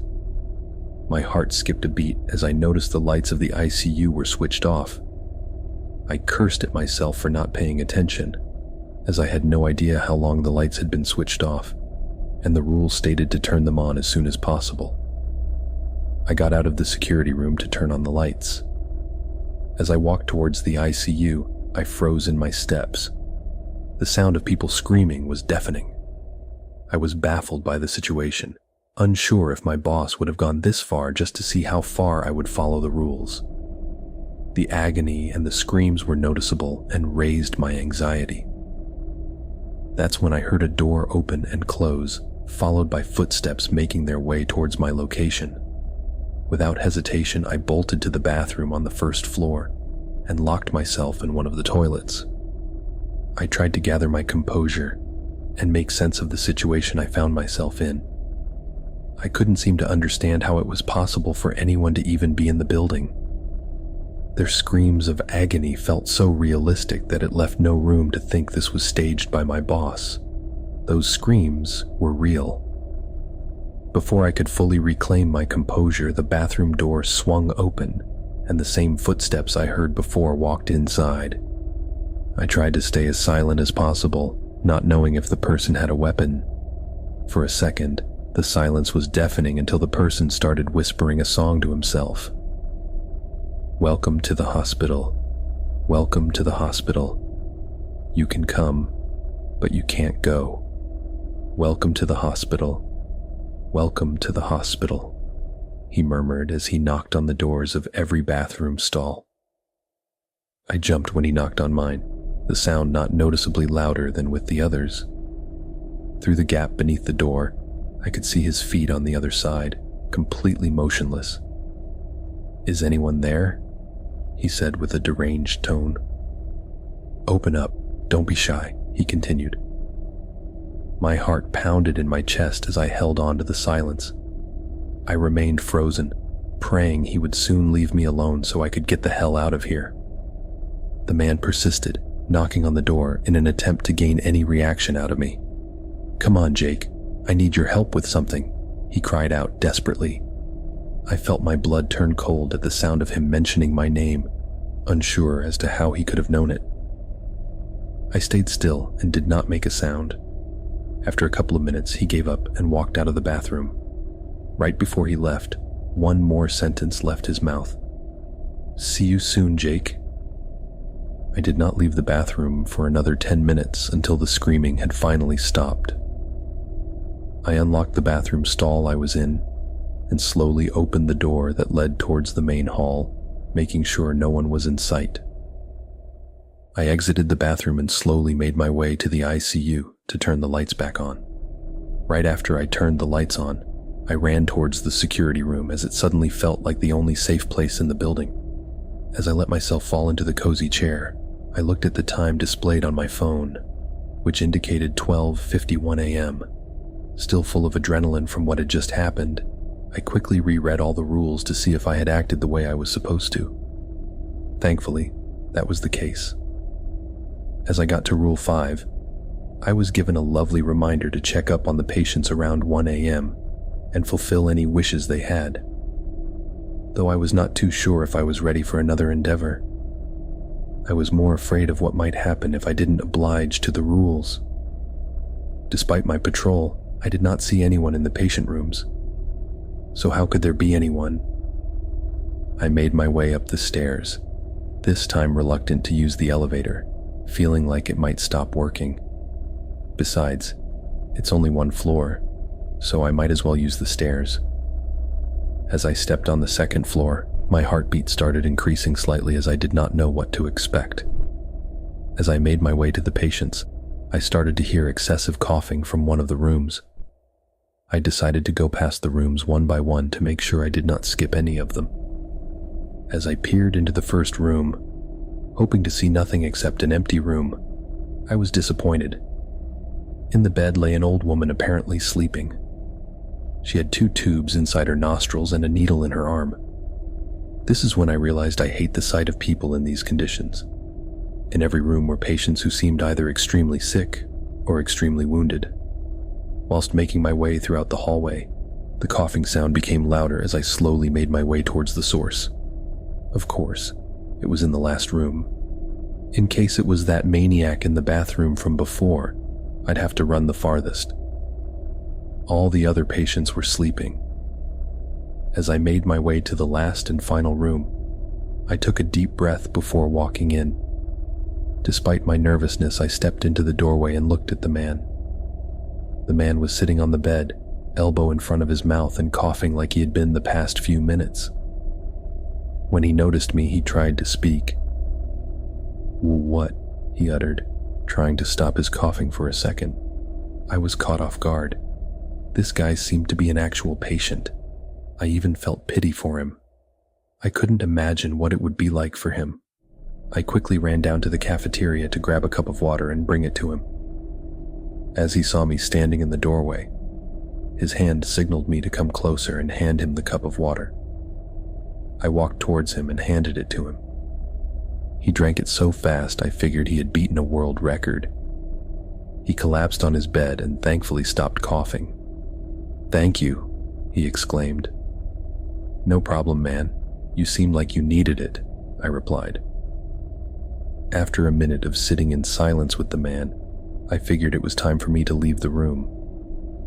As I did what he asked, besides, he didn't seem to be much of a chatter. He was just happy to have had his water. As I made my way to the door and wanted to grab the handle, he spoke. "Where are you going?" "Come sit with me, my friend." His entire tone changed from before, and he sounded serious. I slowly turned my head back to him, realizing I had no choice but to do what he asked. I sat down next to him on the bed. "What's up?" I tried to say confidently, but failing in doing so. "I'm not going to hurt you, son. I appreciate you helping me. You see, the surgeon stuffed a can of cinnamon down my throat, which led me to be unable to breathe. I wanted to tell you to be careful, because he's still wandering the building." "He stuffed cinnamon down your throat?" I asked in disbelief. That's when I remembered what the old man from before had said. "Be careful of the surgeon." "Yes, he did. I wanted to warn you. This seems to be your first time here. I figured you'd like to know there's a maniac inside the building. If you do what the rules say, kid, you'll be fine." I looked at him with fright. After taking a deep breath and standing up, I thanked him and made my way out of the room. Thankfully, he did not ask me to come back. I made my way to the security room. My pace increased when I heard something falling on the 3rd floor. In no multiverse would I have gone upstairs to check what was going on there. If I followed the rules, I'd be fine. I grabbed the door handle of the security room and closed it. As soon as I was inside, a wave of relief crashed over me as I once again felt safe. When I looked at the clock above the door, it indicated the time was 1:53 a.m. I sat down in the chair and once again read the sheet of paper. Thankfully, there were no more rules stating me to go outside the security room. I prayed to God the rest of the night would be as boring as all my previous jobs had been. I felt relieved knowing my shift ended at 6 a.m., which meant I only had 4 hours left to go. I could tell the events that occurred this eventful night had taken a toll on my energy, as I felt quite exhausted. While staring at the security cameras, I felt my eyelids slowly closing and my mind drifting away. I fell asleep in the chair, completely forgetting about where I even was to begin with. I woke up around 2:45 a.m. and gave my body and mind some time to adjust to reality, as I had no clue where I was when I woke up. After a short while, I came back to my senses when I realized I was in the middle of a night shift. Awake, though still feeling the effects of waking up, I made my way to the cafeteria to grab myself a cup of coffee. I figured it would help me stay awake for the rest of the night. I walked into the empty cafeteria and made my way to the coffee machine. I watched the coffee pour into my cup, entertained by the sight of it. As I turned around to go back to the security room, I jumped and spilled the coffee all over my suit. Although no one was in the cafeteria when I walked in there, now there was a little girl sitting at one of the tables. Unsure of what the rules exactly said about this occurrence, I tried my best to remember the rules. My train of thought was interrupted once I noticed the little girl had turned around and was now staring at me. She had a small white skirt and a pink t-shirt and blonde curly hair going just as far as her shoulders. In her hand, she held a teddy bear with buttons as eyes, except one of the eyes was hanging on by a thread. She looked at me without any expression on her face, making me feel uncomfortable and uncertain as to what I should do. All I could remember from the rules is that I had to sit next to her. Though I was reluctant and not entirely sure, I felt like it was the safest course of action. In the end, it was only a little girl. I sat next to her, her eyes intently staring at mine. She did not say a word for a long time, and I felt extremely uncomfortable, unsure of when I could leave. That is when she started giggling, covering her mouth with one hand while still holding her teddy bear with the other. "You forgot the rules," she said in a frightening and teasing tone. I looked at her confused, thinking I had remembered them correctly. She could see the panicked look in my eyes, enjoying the sight of it. "Want to play hide and seek?" she excitedly asked. "I'll count to 60, and then we will look for you." I did not bother to ask who "we" was. She looked at me like a kid looks at candy in a candy store. I ran to the security room, leaving my coffee next to the little girl. As I ran away, I could hear her counting 1, 2, 3, forever with me. "You'll be 4, 5, 6 in the darkness. You'll cease to exist." I locked myself in the security room and quickly grabbed the rules. As I reread Rule 4, if there's a little girl with a teddy bear in the cafeteria, sit next to her and don't say a word. If she looks at you, walk back to the security room. If she speaks to you, talk back until she leaves. My throat turned dry as I realized my mistake. I remembered her mentioning hide and seek. That's when suddenly all the security cameras turned off. Rule 7. If the security cameras were to turn off any time throughout the night, hide and pray for your life. They won't find you. I completely lost it, as I did not know what to expect nor where to hide. All I knew was that the security room was too obvious for me to stay in, as there's no way I could escape from here. Overtaken by adrenaline, it felt like my body was moving on its own. I reached for the front door and frantically tried to open it. The door didn't budge no matter how hard I kicked. 52, 53, 54, 55. "Prepare to run for your life," the little girl sang from inside the cafeteria. Despite feeling mentally overwhelmed, making me feel dizzy and close to passing out. My body had gotten a mind of its own. I ran up the stairs to the second floor to the room of the patient I had given a cup of water. I opened the door to his room only to see he was no longer there. That did not matter to me at that point, however, as I just wanted to find a proper hiding spot. By the time I was inside the room, I could already hear the little girl frantically laughing and singing as she had counted to 60. Unsure of how long I had left before she would be coming to this room, I decided I had to hide as soon as possible. I looked around the room for any suitable hiding spots, but there seemed to be none. The best option I seemed to have was to get inside the ceiling, as it was made from plates that could be pushed up. I stood on the bed to get closer to the ceiling and hopefully pull myself up. I accidentally kicked the photo from the nightstand next to the bed. The sound of it hitting the ground echoed throughout the entire building. I heard her scream as I heard her running towards my location. Completely freaked out and realizing I had to be quick, I jumped as high as I could and held onto the ceiling, pulling myself up as fast as I could. I could tell the ceiling wasn't made for any person being on top of it, as every little move I made caused the ceiling to cave. Once I made it up above the ceiling, I blocked off the square hole and laid completely still, not wanting to make a sound or have the chance of the ceiling falling. I could hear the little girl enter the room, excitedly tiptoeing around. "I know you are in here. I heard you drop something," she said in a playful tone, enjoying every second of it. My heartbeat skyrocketed throughout the entirety of the situation, unsure whether she would find me or not. She poked into the ceiling with a broom, trying to figure out if I was there or not. Though I almost jumped once I felt the vibrations of the broom touching the ceiling, I managed to lay still and not make a sound. "I guess you're not here then," she said disappointingly as she walked out of the room and continued to keep searching. I could feel the ceiling giving in to my weight, which meant I had to find a different hiding spot. After a couple of minutes and making sure she was no longer nearby, I slowly descended back into the room, being as quiet as I could. I peered my head into the hallway to see if anyone was there, but no one was in sight. I made my way through the hallway with the smallest steps I could make, flinching at every sound I heard.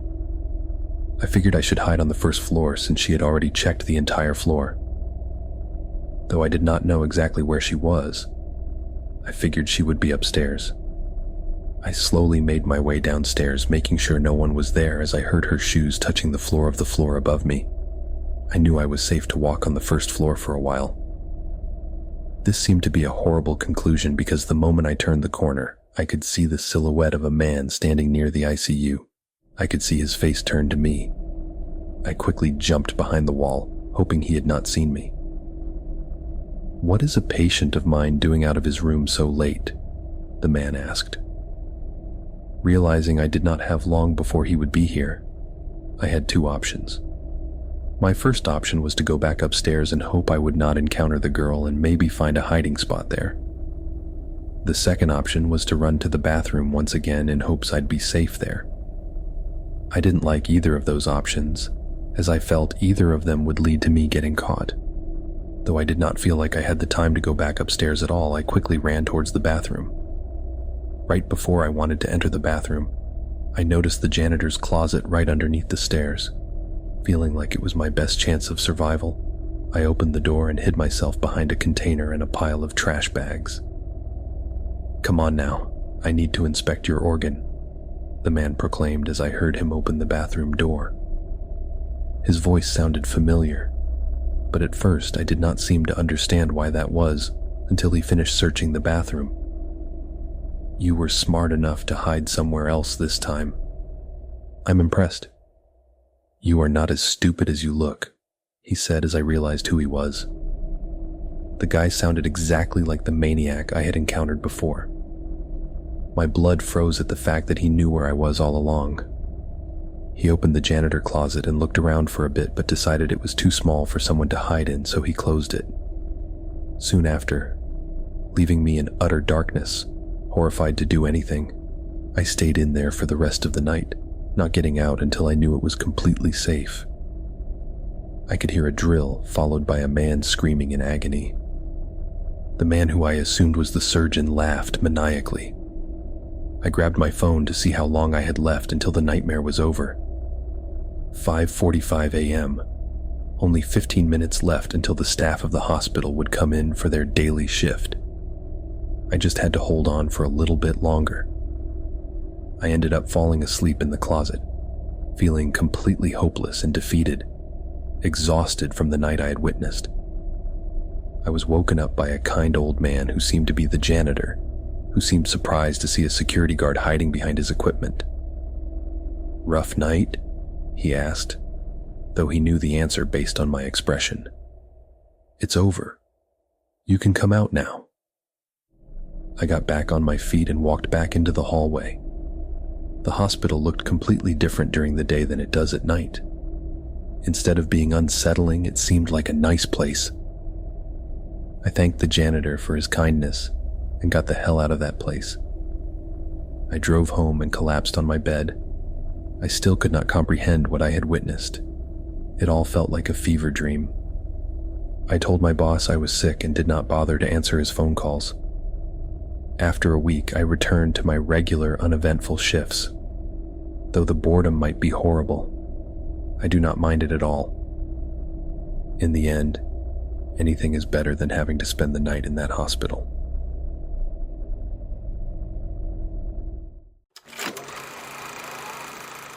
Two weeks of work for almost $6,000. How could I refuse? That was what I thought when looking at that bizarre listing in an email I had received. It said, "Temporary night security needed for local antique and clothes shop. 2-week contract, $6,000 upon completion of contract."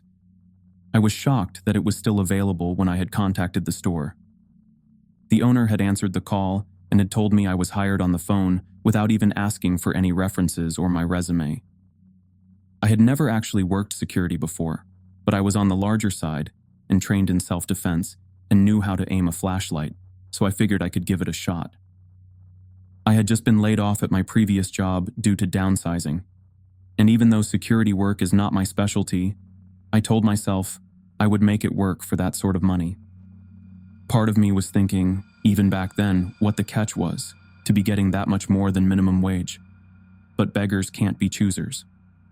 I left with plenty of time to find the place and arrive without being late. It was a strange little store, down a disturbingly barren stretch of road, almost 2 miles from the nearest shopping center. Kind of a bad place if they are trying to sell anything, but I guess it didn't matter, as long as their money was good. I pulled into a dingy parking lot and saw a faded little sign that indicated the business was known as the Proud Tailor. They apparently sold antiques and old apparel. They must have made a solid business to pay this much for security. I wondered why it was so much, and why it was only 2 weeks though. I guessed that it didn't matter, and got out of my car taking my flashlight since it was already very dark, and there was little in the way of parking lot lights out here. As I walked through the lot, I almost walked right past the entrance. I had to turn back and do a double take. It was odd, but it almost seemed when looking at it from the right angle to sort of look blurry, almost like a heat mirage. I was interrupted from the strange daze when another car arrived in the lot. I walked over to it and met my contact, Mr. Jaspin. He regarded me curtly, thanked me for being on time, and then immediately, without skipping a beat, launched into a tirade of rules for this job that I felt I would need a notebook just to write down and keep track of.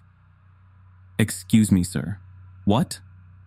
was the first of many interjections I had made when hearing the bizarre tasks I was now expected to perform at my new, albeit temporary, place of employment.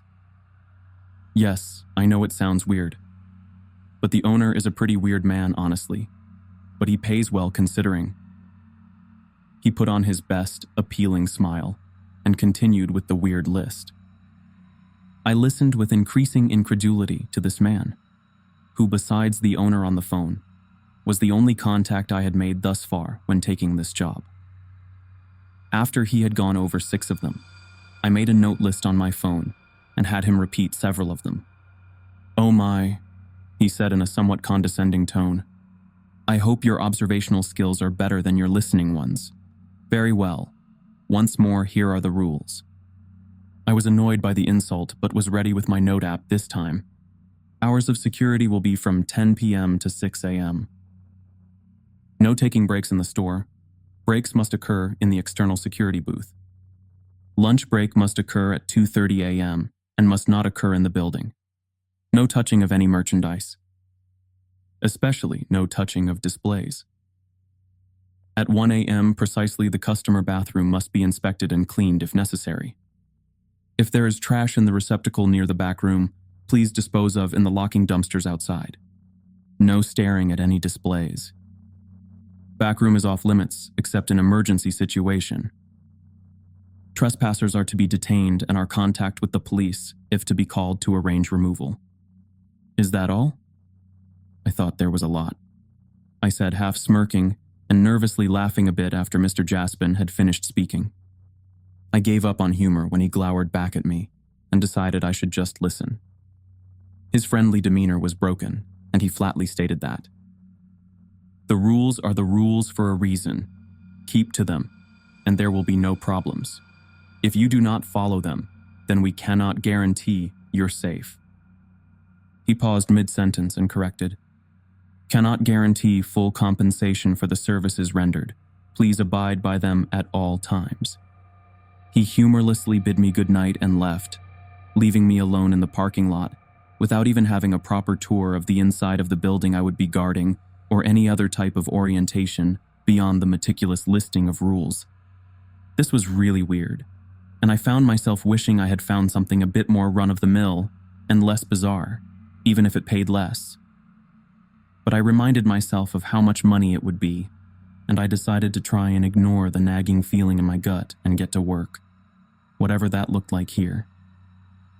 I took a quick stroll around the perimeter of the store. It was not too big, but something about it made walking near and around it feel like it took longer than it should have. It felt like, with how small it appeared from the parking lot, I could be around the building in 2 minutes flat. But somehow it took me 5 minutes to get back to the front, where I had started. I brushed it off as maybe just being distracted by the new scenery and the barren surroundings. Perhaps as well, the unerring darkness and quiet surrounding the place. At least without light pollution, the moon was visible, but it was faint, and everything was still very dark. I decided to head to the security booth and get set up. The security room, if you could even call it a room, and not just a repurposed tool shed, was very dingy. At least it was well lit, since it was so small. The single overhead light bulb made it so. There was a small CCTV which appeared to be connected to 3 security cameras positioned in the store. I went to switch them on, but they appeared to be dead. I saw a note attached below one of the monitors indicating that the cameras were out of service, and that a manual inspection of the building would be required at 1-hour intervals. There was an antique-looking brass key that I figured must be the store's key. I pocketed it and sat down. I was not sure what to do in the booth out here without working cameras. Just watch for people trying to break in around the lot, maybe? I figured I would patrol the perimeter every 30 minutes to get some steps in and see if anything was happening, in between checking in on the store and patrolling inside per the hour mandate mentioned on the note. I brought a few books to read while waiting between patrols and tried to get comfortable on the hard steel chair I had been given to sit on in the security station. I thought that maybe they could afford to pay so much for the security job because they didn't spend a dime on any amenities for actual security personnel. After an uneventful hour of sitting in the security shack, as I started to call it, since anything more formal would be an insult to actual security stations, I realized I had to get up and head inside to do my rounds for the first time. I grabbed my flashlight and walked to the front door again.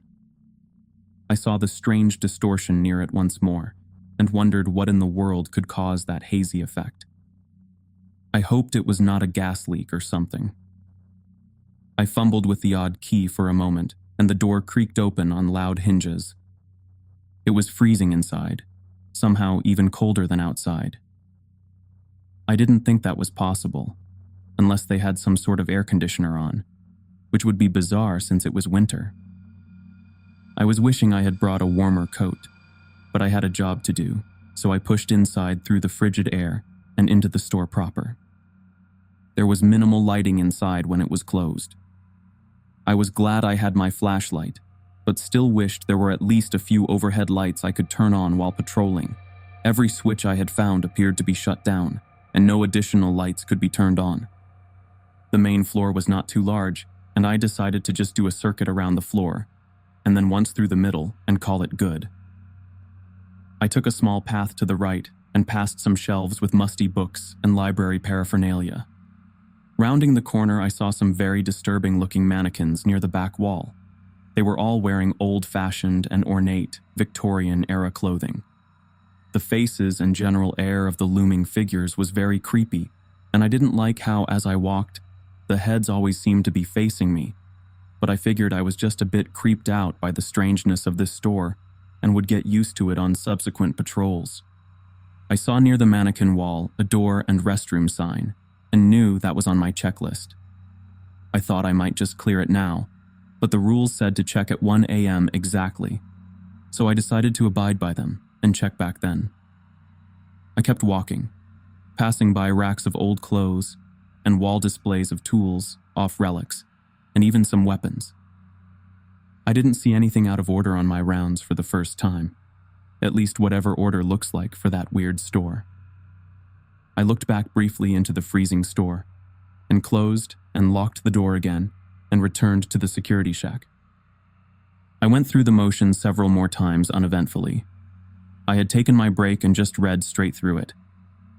I thought about the break rule, and I didn't know who would be crazy enough to want to take a break or a lunch in that musty refrigerator with those creepy mannequins watching you. At 1 a.m., I checked the bathroom. It looked unused, and fortunately there was no mess to clean up. I was about to leave when I saw faint red stains near the basin of the sink. I turned on the water and used some antibacterial wipes to clean it away. I didn't know what it was, but it may have been blood, so best to take precautions. When leaving, the creepy mannequins caught my eye again, and I could have sworn I saw an odd red stain on the coat of one that was not there before.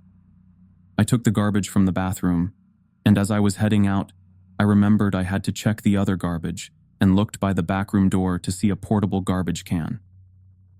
It was very heavy, and I wondered how they could produce this much waste in a day. I took both garbages out back and took them out to a sealed dumpster. Inside the heavy can was a triple-sealed bag. It smelled pretty bad, and I didn't even want to know what kind of funky shit was in it. I pulled the lever on the dumpster to lower the tray and put the bulging garbage bag on, along with the smaller bathroom garbage. I pushed it back into place and heard a heavy thumping fall and kind of an eerie squishing sound. I don't even want to know, I thought to myself yet again that night. I returned to the security shack and sat back down. The rest of the first night was uneventful, and I was hopeful it would stay that way for the next couple weeks, and I could just get my payday and not spend any more time at this bizarre place. The next 2 days were fairly uneventful, though the mundane nature of those 2 nights meant that when the hammer fell, I was too comfortable and was less prepared for the insanity of the next night. It was Thursday, my 4th night, and I had arrived a little late when I started my patrol. I had found broken glass out near the back where the dumpster was. I thought it was odd, but I was a bit more concerned when I noticed that amidst the glass was what looked like clothing fabric and traces of blood. This set me on edge, but I couldn't find anything else nearby, so I reluctantly returned to the security shack. I wished that I had been given a contact number, besides the police line, that, according to the rules, was meant only for then we needed to detain trespassers. I thought maybe I would make a note of it and ask Mr. Jaspin when I spoke with him next. It was time to go in the store and do my rounds. It was bitterly cold as usual, and I saw as I was walking around that some displays had been knocked over and there was a bit of a mess in the aisles. It was strange that whoever had closed had not cleaned it up. I was told not to even touch the merchandise, so I didn't know if I should put it back or not. I decided in this case it might be okay. I was not going to steal anything after all. So I bent down and started collecting a few articles of clothes and placing them back onto the clothes rack. When I finished, I looked around and was shocked when the mannequins all seemed to be looking directly at me, not just the ones on the wall who were already facing the center, but the other ones as well. I was getting a bit freaked out, and I started to hear a high-pitched buzzing noise as well. I resolved to finish up and get out of there as quickly as I could. Then I realized, to my misfortune, I had to use the bathroom just then. I ran away from the staring eyes of the mannequins and used the customer restroom where I always did, since the security shack had no facilities. When I finished, I decided to just take the trash out now and clean up the bathroom. It was only 11 p.m., but I figured I had already touched the merchandise, so why not just get the bathroom done while I was at it? One less thing to worry about later. The garbage by the back room seemed to be empty, so I left and returned to the security shack. At 1 a.m., I went back inside to do my rounds again, but something was off. The building was slightly warmer, and I noticed that a rather foul smell was coming from the bathroom. I had just cleaned there, I thought. How is that possible? I opened the door, and somehow, the garbage was full of strips of bloody cloth and surgical needles, the sort of thing normally needed to be disposed of in a biohazard crate. There were other less obvious things in the bin, and after my disgust at the smell died down, I paused and became very concerned. I had already cleaned this out. How the hell did this get here now? Was someone else here? I suppressed a shudder and decided to step outside as I was leaving. I heard the smash of glass, and it sounded like it was coming from outside. I ran outside and saw a figure sprinting around the corner of the store. I dropped the bag of garbage and shouted, "Stop!" as loud as I could, but they raced on, and I gave chase. They were moving so quickly I knew I couldn't catch up. Then they slipped on something and fell. As I caught up, I saw what turned out to be a small pool of some liquid. I raced over to the prone form and found a young man. He was panting hard, and what appeared to be blood was all over him. I didn't know if he was possibly a threat. He looked more scared than dangerous. But if he was desperate to get away, he could be unsafe. So I approached slowly. He was small and fairly young, maybe 18 or 19. Had no remarkable features besides a faint scar over his right eyebrow and some sort of tree branch tattoo on his right forearm. "Holy shit, dude. You scared the hell out of me. What are you doing?" I asked him out of breath and trying to regain my composure. He started. "You have to help me," he blurted out, still panic-stricken about something. I didn't know what he was doing. All I heard was glass breaking somewhere, and he was there taking off running. His behavior did not seem to indicate vandalism, but why was he here? "Slow down and tell me what happened. Who are you, and what were you doing here?" I asked him as calmly as I could to try and de-escalate the situation. Okay, just..." He took a deep breath and continued. "Just please listen. I need to find my sister. She was at this store, or whatever this place is, when it was somewhere else, and she went missing." I listened to him as panic and frenzy started welling up in his voice again. "I don't know how this place is here, or why it is, but I need to find her before it is gone again." It looked like he was speaking sincerely, even though I couldn't make sense of it. "What do you mean, before it's gone again?" I asked. "This place, this weird store, it was in a shopping mall. This exact store." "You mean they moved here?" I tried to clarify. "No, this exact store," he shouted back at me. "Look, friend, I don't know what you think is going on here, but I assure you, it is just us here. Your sister's not here. No one else is even here right now, and it looks like you are in a bad way," I said, as I looked at his haggard appearance and the blood staining his clothes. I tried to calm him down and managed to take him to the security shack. I told him I would call the police line I was given, and that they could help him find his sister. I didn't know if he was delusional or schizophrenic or something, but I figured I needed help in this case, so I finally called the number. There was a substantial wait, considering it was supposed to be a police line, and someone finally answered. "Stanton speaking," was the terse and fairly agitated voice on the other line. I explained the situation to him, and I thought I heard an annoyed groan suppressed on the other line, filled by a quick, "I will be right over. Hold him and wait." And the line went dead. "Real cheery fellow," I muttered sarcastically to myself. The young man who still hadn't given me his name was sitting on the floor in the shack, not taking his eyes off the main building.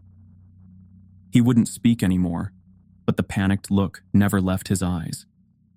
I started to second-guess myself and thought maybe something was in there. I did not know for certain everything that was in that place, like the back room, for example. Then I thought of the weird garbage I saw after I had already cleaned it. I tried to break the awkward silence, and I asked him about his tattoo he had. "That's cool. What is that supposed to be?"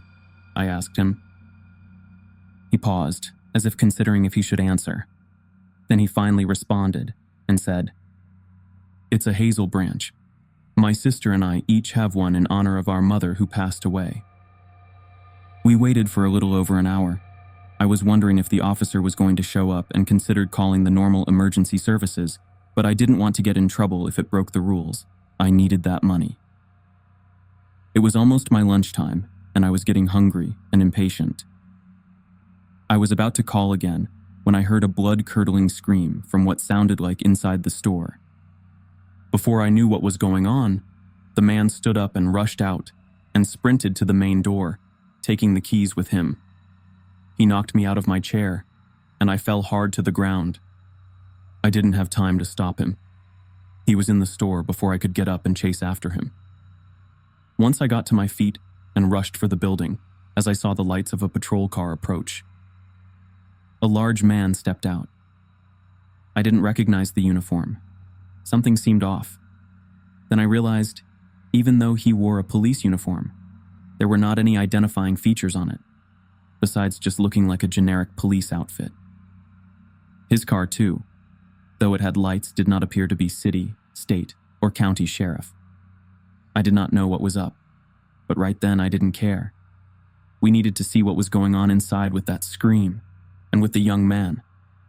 I explained the situation, and the man, Stanton, as he said his name, looked at his watch and grimaced. "Oh shit. Why did it have to be now?" He looked concerned, and I was about to ask him what was wrong when he put a hand up and told me in no uncertain terms, "Thank you for the heads up. I will handle it from here." I was confused. "Wait, handle it? Don't you need help in there? What are we going to do?" I asked, trying to hide my own nervousness. "No, sir," he responded curtly. "It is 2:30 a.m., and you have a lunch to attend. In fact, for that matter, considering the situation. Why don't you take the rest of the night off? It's not going to be safe in there, and the professionals will handle it." "Wait, what? What do you mean?" I stammered out. "Someone is in there, and possibly someone else who needs help, or someone or something dangerous. Don't you need backup or something?" I asked, feeling the tension increase. He paused for a moment and looked very threatening as he shifted his gaze back towards me. "I already called backup. They will be here shortly. Thank you again, but you have to leave now." "But don't you at least need a statement or something?" I asked, not wanting to be left out of whatever was happening, since something didn't feel right. "I just took your statement. Now I am afraid I am going to have to insist." As he finished the statement, he rested his hand on the grip of his firearm, and I took the hint from there. This all felt wrong. I did not want to leave, but he had made it clear I didn't have much of a choice. I considered calling the emergency line and checking if this guy was legit. But as I walked away, I noticed my phone was missing. I looked back, and the man Stanton was speaking on his own phone. I couldn't hear everything, but I made out a few words: dangerous and handled. I got to my car and was idling for a bit when I heard a loudspeaker yell out that I needed to go now. "This is a potential crime scene. Clear off, or you will be prosecuted." Stanton called out by the door, holding a megaphone. I took one last look behind and I left. I still feel guilty about that decision. I didn't know what happened, but it all felt wrong. Maybe I could have done more.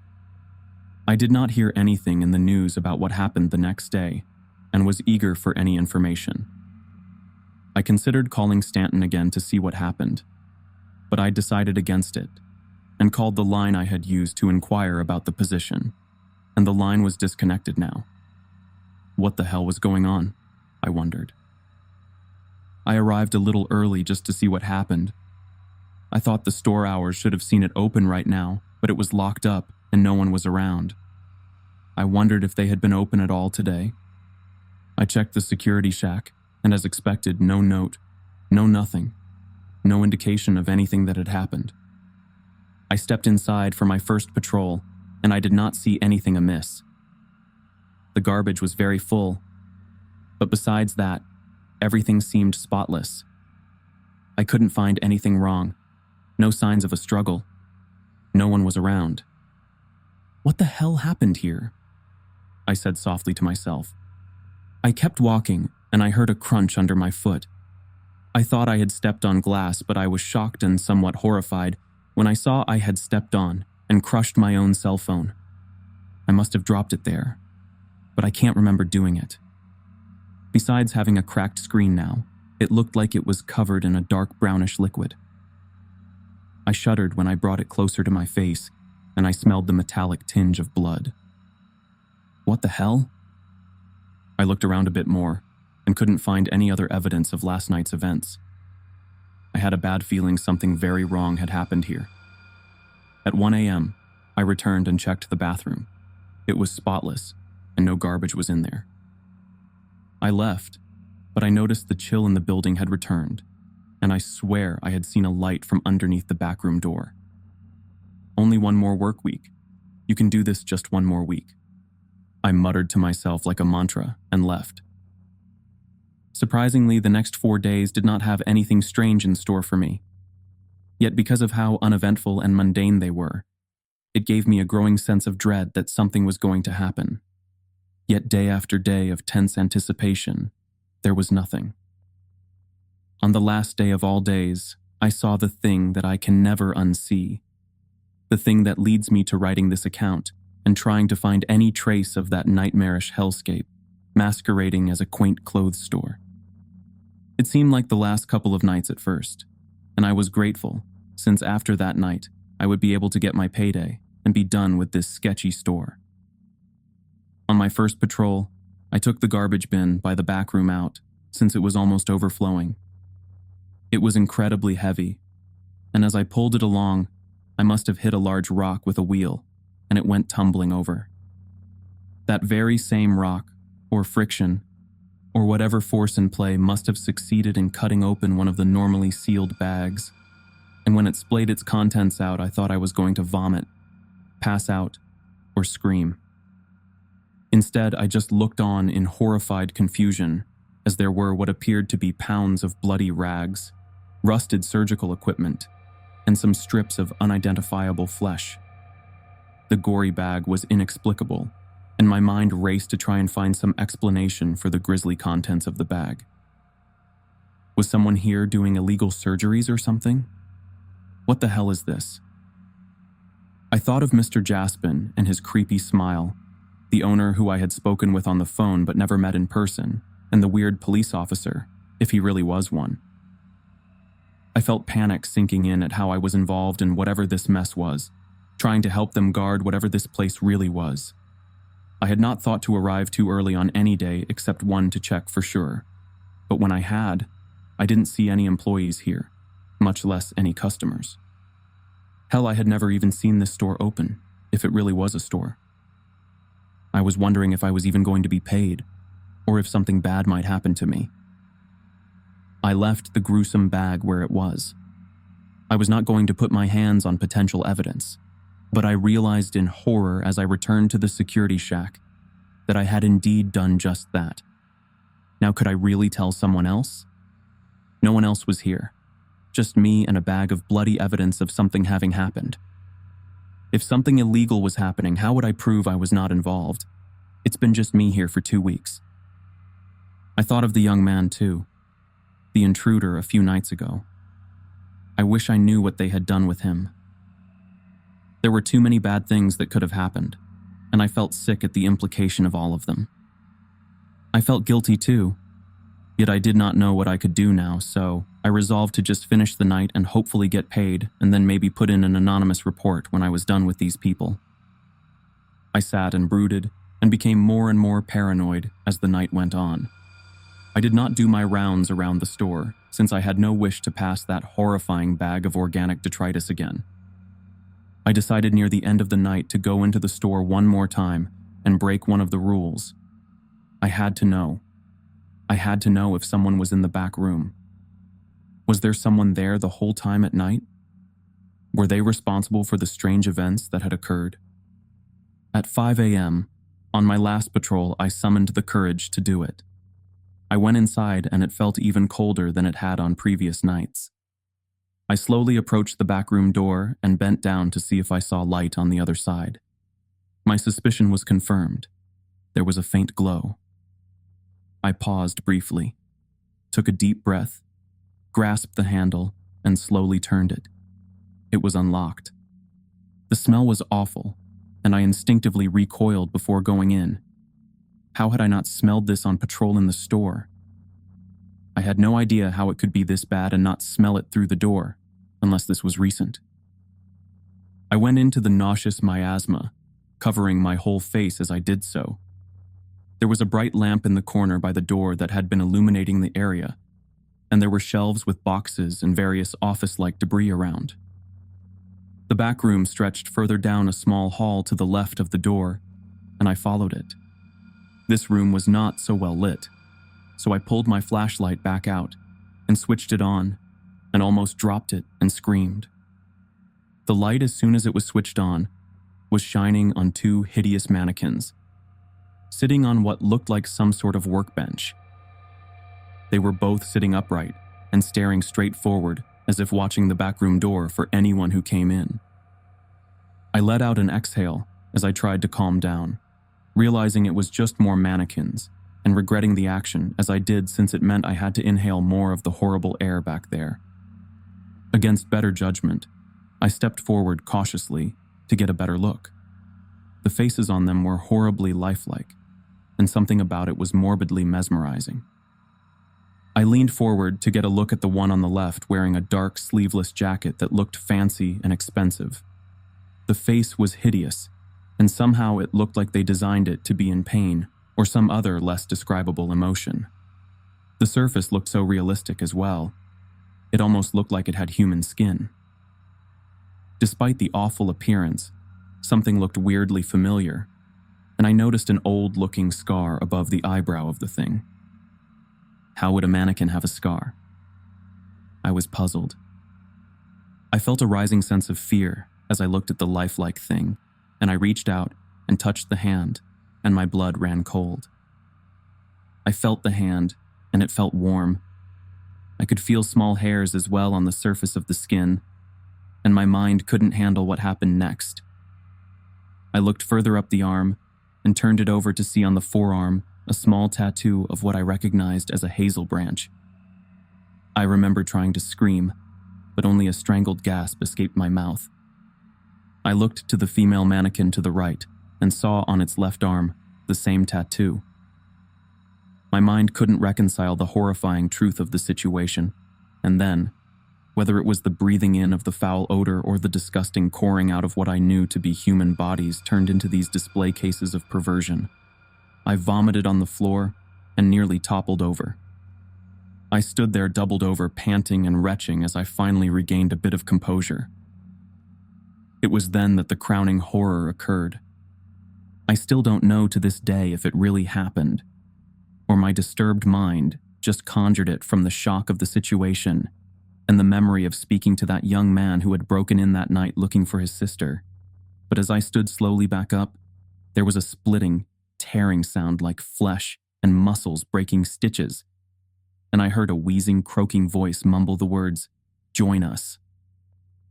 All semblance of sanity in that moment snapped, and I fled the store, grabbed my stuff from the security shack, and drove off as fast as I could, laughing like a lunatic at the impossibility of the situation. I didn't want to be implicated in the situation, so I made an anonymous call to the authorities about what I suspected was some sort of murder, body mutilation, or organ harvesting operation. I did not know if the owner, whoever he might be, would try and cover it all up. But I really was not expecting what I heard when I tried to follow up the next day. I was chastised for making a false report and was warned about wasting police time and effort, and how they did not appreciate being sent out to the middle of nowhere for serious crime allegations. I didn't understand, and I asked what they meant. Apparently, there had been an investigation, and nothing was turned up. Not because of a cover-up, because nothing was there to investigate. There was no store, no business registered at that location. Apparently not even a building there, just an empty patch of land. I couldn't believe it. It was impossible. I decided to drive out there and check myself. To my complete shock, sure enough, everything was gone. Not just the store, but the sign, the dumpsters, and the security shack. Everything. It is like it had never existed. How could they remove the entire store in one night and make it look like it was never here? My mind was grasping at rational solutions, but I could conjure none. I tried calling the number I had called to inquire about the job again, but it was still disconnected. I double-checked the email I had received the job listing from, and somehow it had vanished as well. I even looked online for the business, and all I found when looking for The Proud Tailor were some online shops that sold generic clothes. No odd Victorian-style clothes shops of that name in this city, this state, or even this country. Nothing. What could I do? No trace was left to investigate. No one would be able to find who owned or operated that nightmare building. There would be no closure for whoever their victims were. As far as the world seemed concerned, the store didn't exist. I started doubting my own sanity over the next few weeks. I wondered if somehow all that time had been some sort of hallucination or terrible lucid dream, or more like a nightmare. I couldn't sleep for the last few days, so I started writing down the events as I remembered them, whether they really happened or not. However, I received something today that gave me my answer, and I wish to God it hadn't. Because what I received is proof that it all happened, and I don't think I can bear the thought of those monsters still existing out there somewhere in the world, wherever they went. What I received was a small manila envelope in the mail. It had no return address indicated on the front, but it was addressed to me. And when I opened it, I couldn't believe what I saw. It was $6,000 in cash. Many of the bills looked tinged by a reddish-brown substance, and a small note simply saying, "Thank you for your services."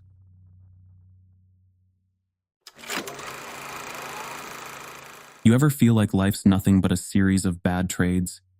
Give up your time, your dignity, your freedom, all for a paycheck that barely keeps you afloat. And when you think you've hit rock bottom, someone always shows up to offer you a shovel. That's what I thought the moment Greg called me up with his pitch. Greg had been a buddy of mine for years. We'd worked together as mechanics at a rundown garage, scraping by with just enough to cover rent and a six-pack on Friday nights. But Greg had a knack for finding ways to make money, usually the kind that came with strings attached. "Kev, listen," he said, leaning in over the diner table, his voice low like we were planning a heist. "I got this gig lined up, a repair job at the St. Augustine Lighthouse. Pays real good." I raised an eyebrow, stirring my coffee absent-mindedly. "A lighthouse? You serious? What's wrong with it?" Greg shrugged, a smirk playing on his lips. "They say the light's busted. Need someone to go up there, fix it, and keep an eye on it for a while. Easy money." "Why don't you do it then?" I asked, eyeing him suspiciously. Greg was never the kind to pass up a paycheck unless there was something fishy about it. "Can't, man. They want someone with more experience. he said, gesturing vaguely at me. You're good with tools. Perfect for the job. Something about the way he said it didn't sit right with me, but I was desperate. Work had been slow, and the bills were piling up. A temporary gig, even one at a creepy old lighthouse, seemed better than nothing. All right, I said finally. What's the catch? Greg's grin widened, and for a moment I thought I saw something flicker in his eyes, something cold and calculating. No catch, he said, sliding a piece of paper across the table. Just follow the rules. The lighthouse loomed over me like a sentinel as I pulled into the gravel lot. Its white and black stripes spiraled upward, cutting against the overcast sky. The ocean roared in the distance, the salty air heavy with the promise of rain. I stepped out of my truck, the gravel crunching under my boots, and stared up at the towering structure. It looked old, older than I'd expected. The paint was peeling in places, and the glass at the top glinted ominously in the weak sunlight. The keeper's quarters were just as run down, a single-story building with boarded-up windows and a sagging roof. It looked like it hadn't seen a human in decades. I pushed the door open, the rusty hinges groaning in protest. Inside, the air was damp and musty, the smell of mildew clinging to the walls. A desk sat in the corner, its surface cluttered with old logs and papers. On top of them lay a key and a folded piece of paper. I picked up the paper, unfolding it with a sense of unease. The handwriting was jagged, scrawled in thick black ink. Rules for the lighthouse keeper. Rule 1. Always knock on the lighthouse door before entering, and wait until you hear 3 knocks in return. If there is no response, do not enter. Rule 2. When climbing the ladder, count the rungs aloud. If you reach 31 and are not at the top, descend immediately. Rule 3. Keep the lighthouse light spinning from sunset to sunrise. If it stops, relight it within 3 minutes, no matter what. Rule 4. Do not stand directly in the beam of the lighthouse light. Shadows in the light are not yours. Rule 5. If you hear whistling from the tower stairs, lock yourself in the light chamber and stay silent until it stops. Rule 6. Do not look at the ocean between midnight and 3 a.m. The water remembers, and it watches. Rule 7. If you find sand on the stairs, sweep it away immediately. Never ask where it came from. Rule 8. The bell in the tower rings only when someone approaches. If it rings and no one is there, do not answer the door. My stomach twisted as I read the list. Greg hadn't mentioned anything about rules. Figures, I muttered, stuffing the paper into my jacket pocket. The inside of the lighthouse was worse than I'd imagined. The walls were damp. The metal stairs rusted and creaking under my weight. The ladder leading to the light was splintered, its rungs worn smooth by years of use. I slipped on a pair of work gloves, the rules nagging at the back of my mind, and began the climb. The higher I went, the colder it got. By the time I reached the top, my breath was visible in the air. The light chamber was cramped, the glass panes streaked with grime. The Fresnel lens in the center stood like a monument, its intricate patterns catching the faint sunlight. But something about it felt wrong. I set my toolbox down and got to work, checking the wiring and cleaning the lens. The silence was oppressive, broken only by the distant crash of waves. I tried to focus, but the rules kept swirling in my head. When I finally finished, I stepped back to admire my work. The light looked pristine, ready to pierce the night once more. But as I turned to leave, something caught my eye on the ladder. Carved faintly into the splintered wood was another message. He watches from the stairs. The sun was setting as I finished cleaning the Fresnel lens, and I stood in the chamber for a moment, staring out at the horizon. The ocean stretched out endlessly, the waves glinting like shards of glass under the fading light. It was beautiful, in a haunting sort of way. the kind of view that reminded you how small you really are. The light hadn't worked in years, and the gears groaned in protest as I set them in motion. But eventually, the mechanism whirred to life, the beam cutting through the encroaching darkness in slow, deliberate rotations. I watched it for a moment, almost mesmerized by the way the light sliced through the fog. But then I remembered the rule. Do not stand directly in the beam of the lighthouse light. Shadows in the light are not yours. I stepped back quickly, heart pounding. The instructions Greg had given me, those strange cryptic rules, had been gnawing at the edges of my mind all day. I wasn't the kind of guy who scared easily, but something about this place felt off.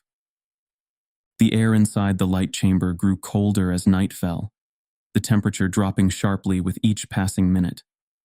My breath clouded in front of me, and the faint hum of the light's rotation seemed to grow louder, almost rhythmic, like a heartbeat.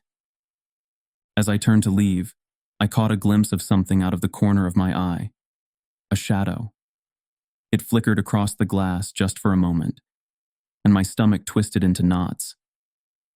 I whipped around, shining my flashlight at the spot where I'd seen it. But there was nothing there. Just the empty room bathed in the steady glow of the rotating light. Just the beam playing tricks on me, I muttered under my breath, trying to convince myself. But the unease didn't go away. I descended the ladder carefully, counting the rungs this time. The numbers rolled off my tongue like a mantra. 28, 29, 30. My voice faltered as I reached the 31st rung, my foot hovering in midair. There was nothing below it. My pulse spiked, and I gripped the sides of the ladder tightly, pulling myself back up to the 30th rung. I shone my flashlight downward, and sure enough, the ladder seemed to disappear into the darkness below. My stomach churned. You're imagining things, I told myself, forcing a laugh that sounded hollow even to my own ears. But as I climbed down the rest of the way, my mind kept replaying the message carved into the wood. The 31st rung leads nowhere. Back in the keeper's quarters, I tried to shake off the unease. I brewed a cup of coffee, the cheap instant kind Greg had thrown into my bag, and sat down at the desk to review the rules again. The rules felt like they were written for a different world, one where shadows moved on their own and the ocean had a memory. But I couldn't afford to ignore them. I'd already seen enough to know this place wasn't normal. The night stretched on, the hours crawling by as I sat in the keeper's quarters, listening to the faint hum of the lighthouse. Every creak of the floorboards, every whisper of wind outside made my skin crawl. I couldn't stop thinking about the ladder, about that 31st rung that didn't exist. Then, just past midnight, I heard it. A low, haunting whistle drifting down the staircase from the light chamber. The whistle pierced the silence like a needle through fabric, long and drawn out, carrying a hollow quality that made the hairs on the back of my neck stand on end. It wasn't the wind, that much I knew. The sound was deliberate, too human and yet not. I froze, coffee cup halfway to my lips, as the whistle echoed again. It was closer this time, spiraling down the tower staircase in uneven intervals. My mind scrambled to remember the rules. If you hear whistling from the tower stairs, lock yourself in the light chamber and stay silent until it stops. But I wasn't in the light chamber. I was here in the keeper's quarters, alone, with no barrier between me and whatever was in the tower. The thought turned my veins to ice. My flashlight lay on the desk, its beam flickering faintly, and I grabbed it with shaking hands. The whistle sounded a third time, this one sharper and more urgent, as though whoever or whatever was making it wanted me to come closer. Against every rational instinct, I stood and moved toward the door that led to the tower staircase. The air grew colder with each step, and by the time I reached the threshold, I could see my breath clouding in front of me.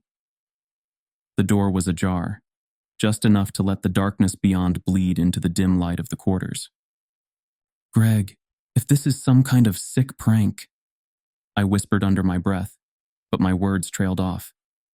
I knew Greg wasn't here. I was alone. Pushing the door open slowly, I shone my flashlight into the stairwell. The beam barely penetrated the inky blackness, casting long, jagged shadows on the damp walls. I stepped inside, the cold air biting at my skin, and the whistle came again, this time from above me. I craned my neck, aiming the flashlight upward, but the spiral staircase disappeared into the darkness.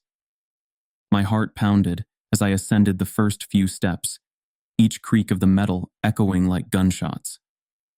I didn't know what I was expecting to find, but something deep in my gut told me I didn't want to know. Halfway up, I noticed something strange. Sand. A thin trail of it lined the steps, the grains shimmering faintly under the flashlight. My pulse quickened as I remembered the rule. If you find sand on the stairs, sweep it away immediately. Never ask where it came from. I didn't have a broom, and I sure as hell wasn't going back to the quarters to get one. Instead, I reached down and brushed the sand away with my gloved hand, watching as the grains tumbled over the edge and disappeared into the darkness below. The act felt wrong, like I was disturbing something that wasn't meant to be disturbed. The whistle came again, louder this time, and I froze. It wasn't coming from above anymore. It was behind me. Slowly, I turned, my flashlight trembling in my grip. At first, there was nothing, just the empty staircase spiraling downward. But then I saw it. A figure, faint and translucent, standing at the base of the stairs. Its outline shimmered like heat waves, its features blurred and indistinct.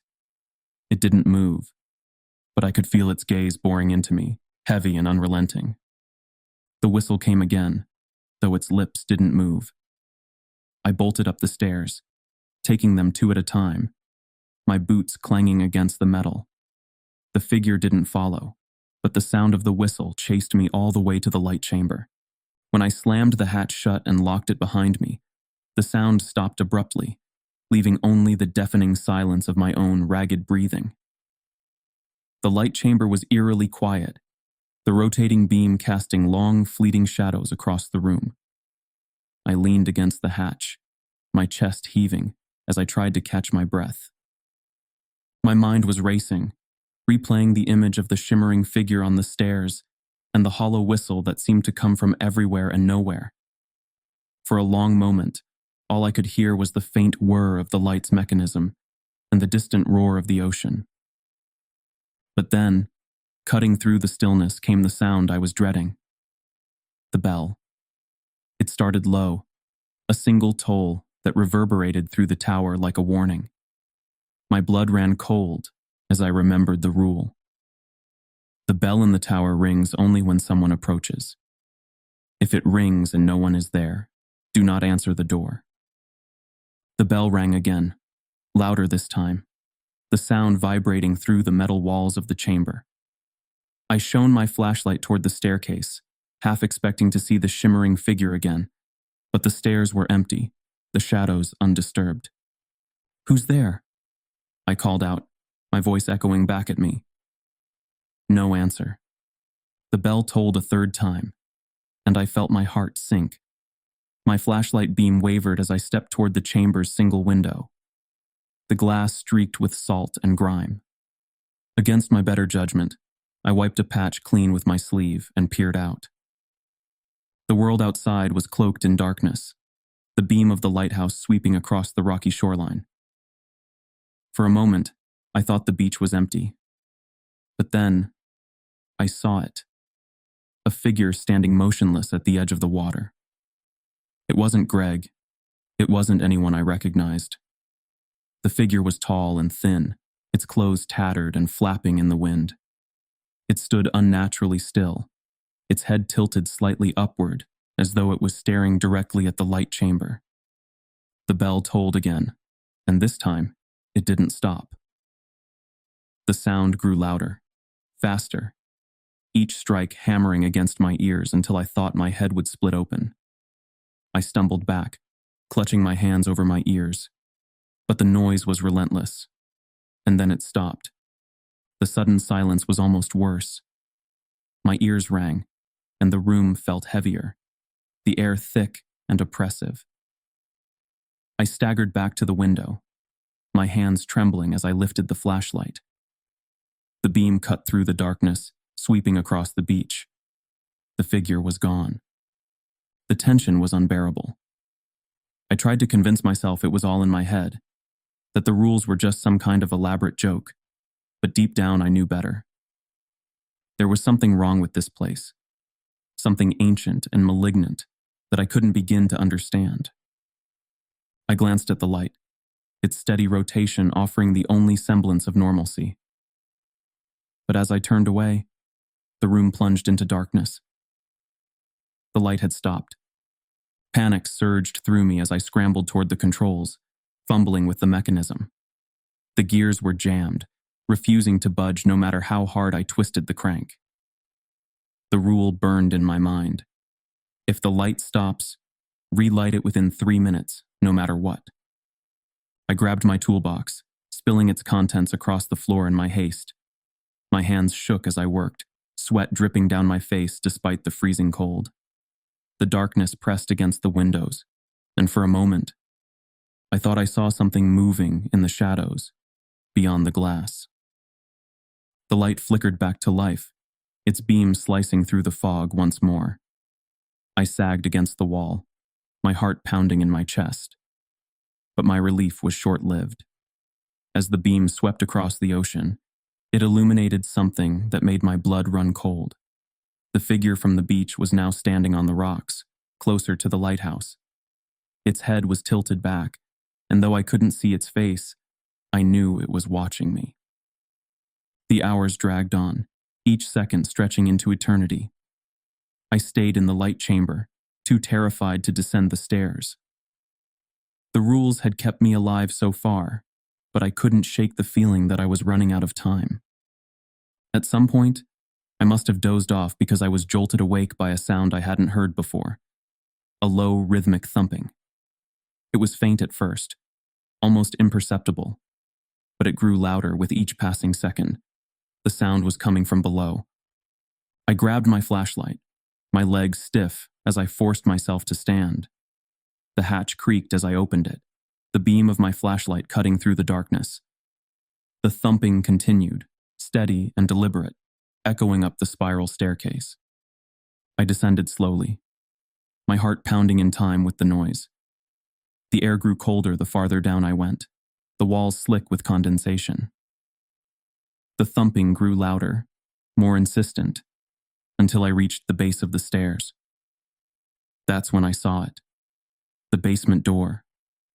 It was made of thick, weathered wood, the edges stained with something dark and sticky. The thumping was coming from the other side, each impact rattling the frame. A faint whispering seeped through the cracks, a language I didn't understand but instinctively feared.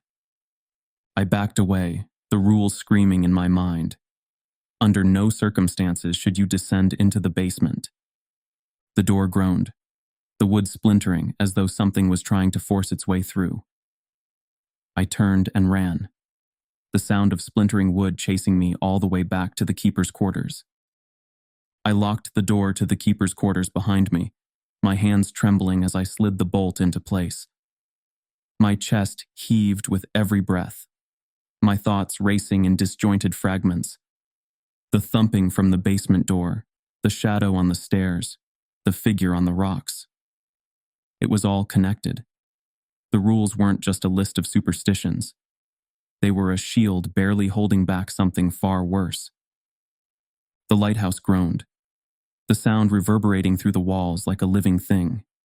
And then, as if to confirm my worst fears, the bell tolled again. I froze, the sound cutting through the silence like a blade. This time, the bell wasn't slow and deliberate. It was frantic, the chime ringing out in rapid succession as though someone were pulling the rope in desperation. I knew what the rules said. If the bell rings and no one is there, do not answer the door. but I wasn't thinking clearly. The sound was unbearable, each toll slamming against my skull like a hammer. Before I realized what I was doing, my hand was on the doorknob. "Don't," I whispered to myself, gripping the cold metal. "Don't open it." But then, as if answering my hesitation, a voice called out from the other side. "Kevin, it's me. Open the door." It was Greg. I yanked the door open without thinking, and my heart sank. The doorway was empty, the light from my flashlight spilling out into the fog, revealing nothing but the empty path leading to the tower. No Greg, no footprints, just the sound of the ocean crashing against the rocks below.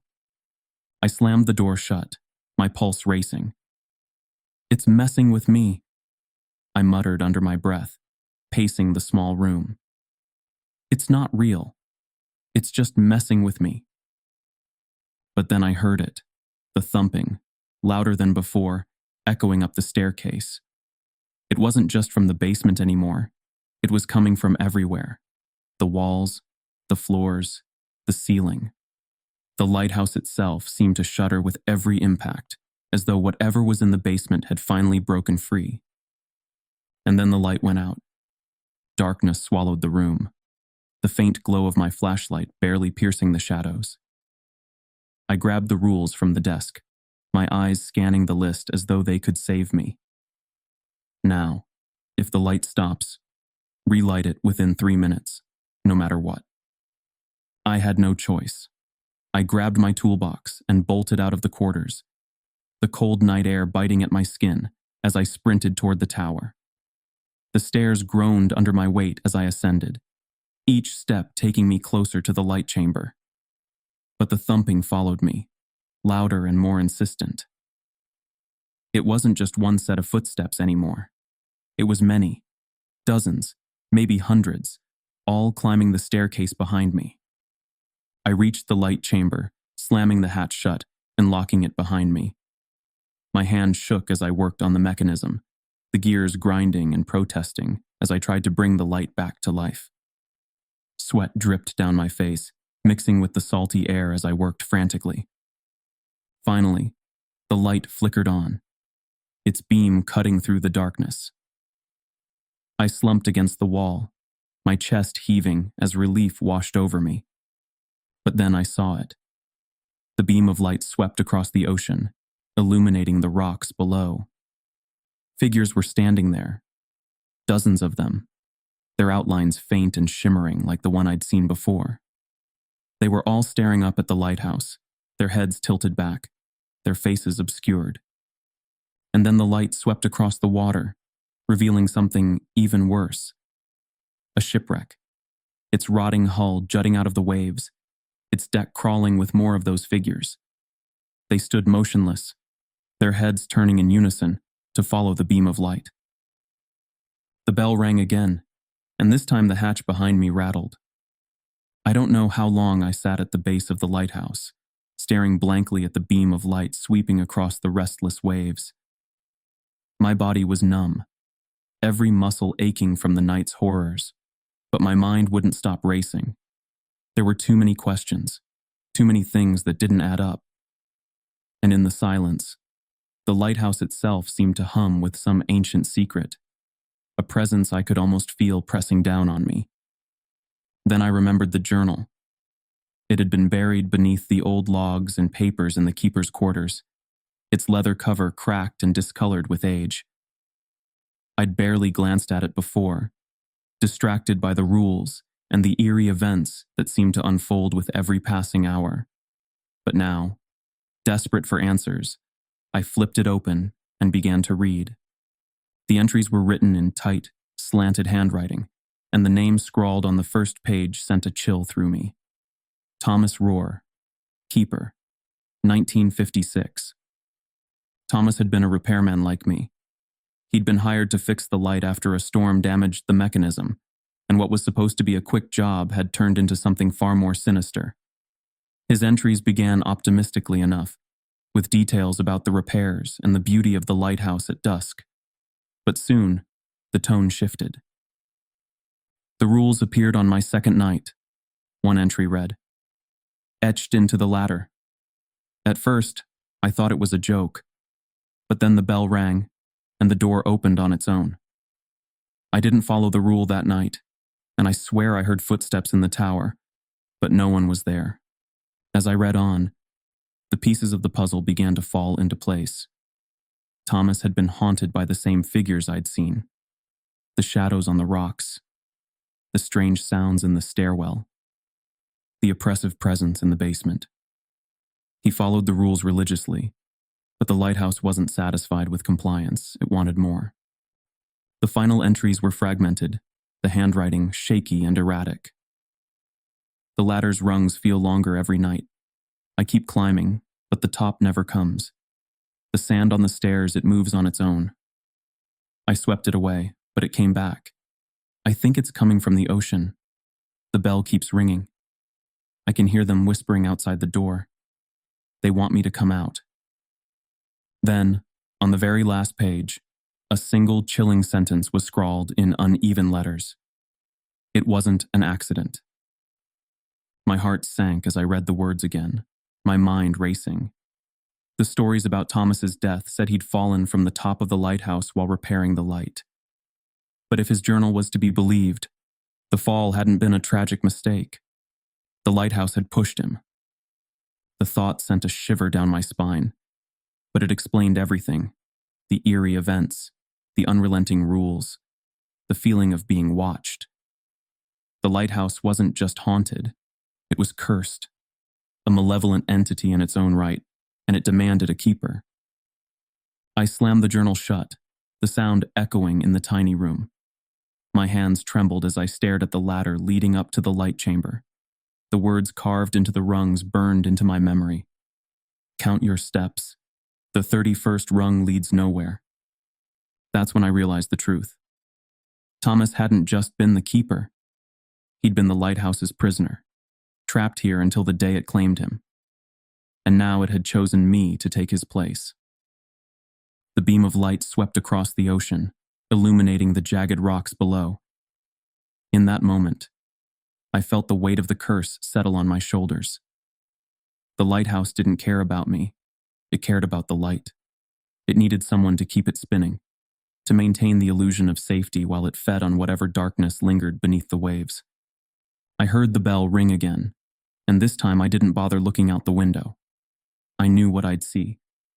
The figures on the rocks, their heads tilted back, their eyes fixed on the light, watching, waiting. I've been here for weeks now, maybe months. The days blur together, marked only by the rising and setting of the sun. The rules keep me alive, but only just. The shadows grow bolder every night, creeping closer with every sweep of the beam. I've tried to leave.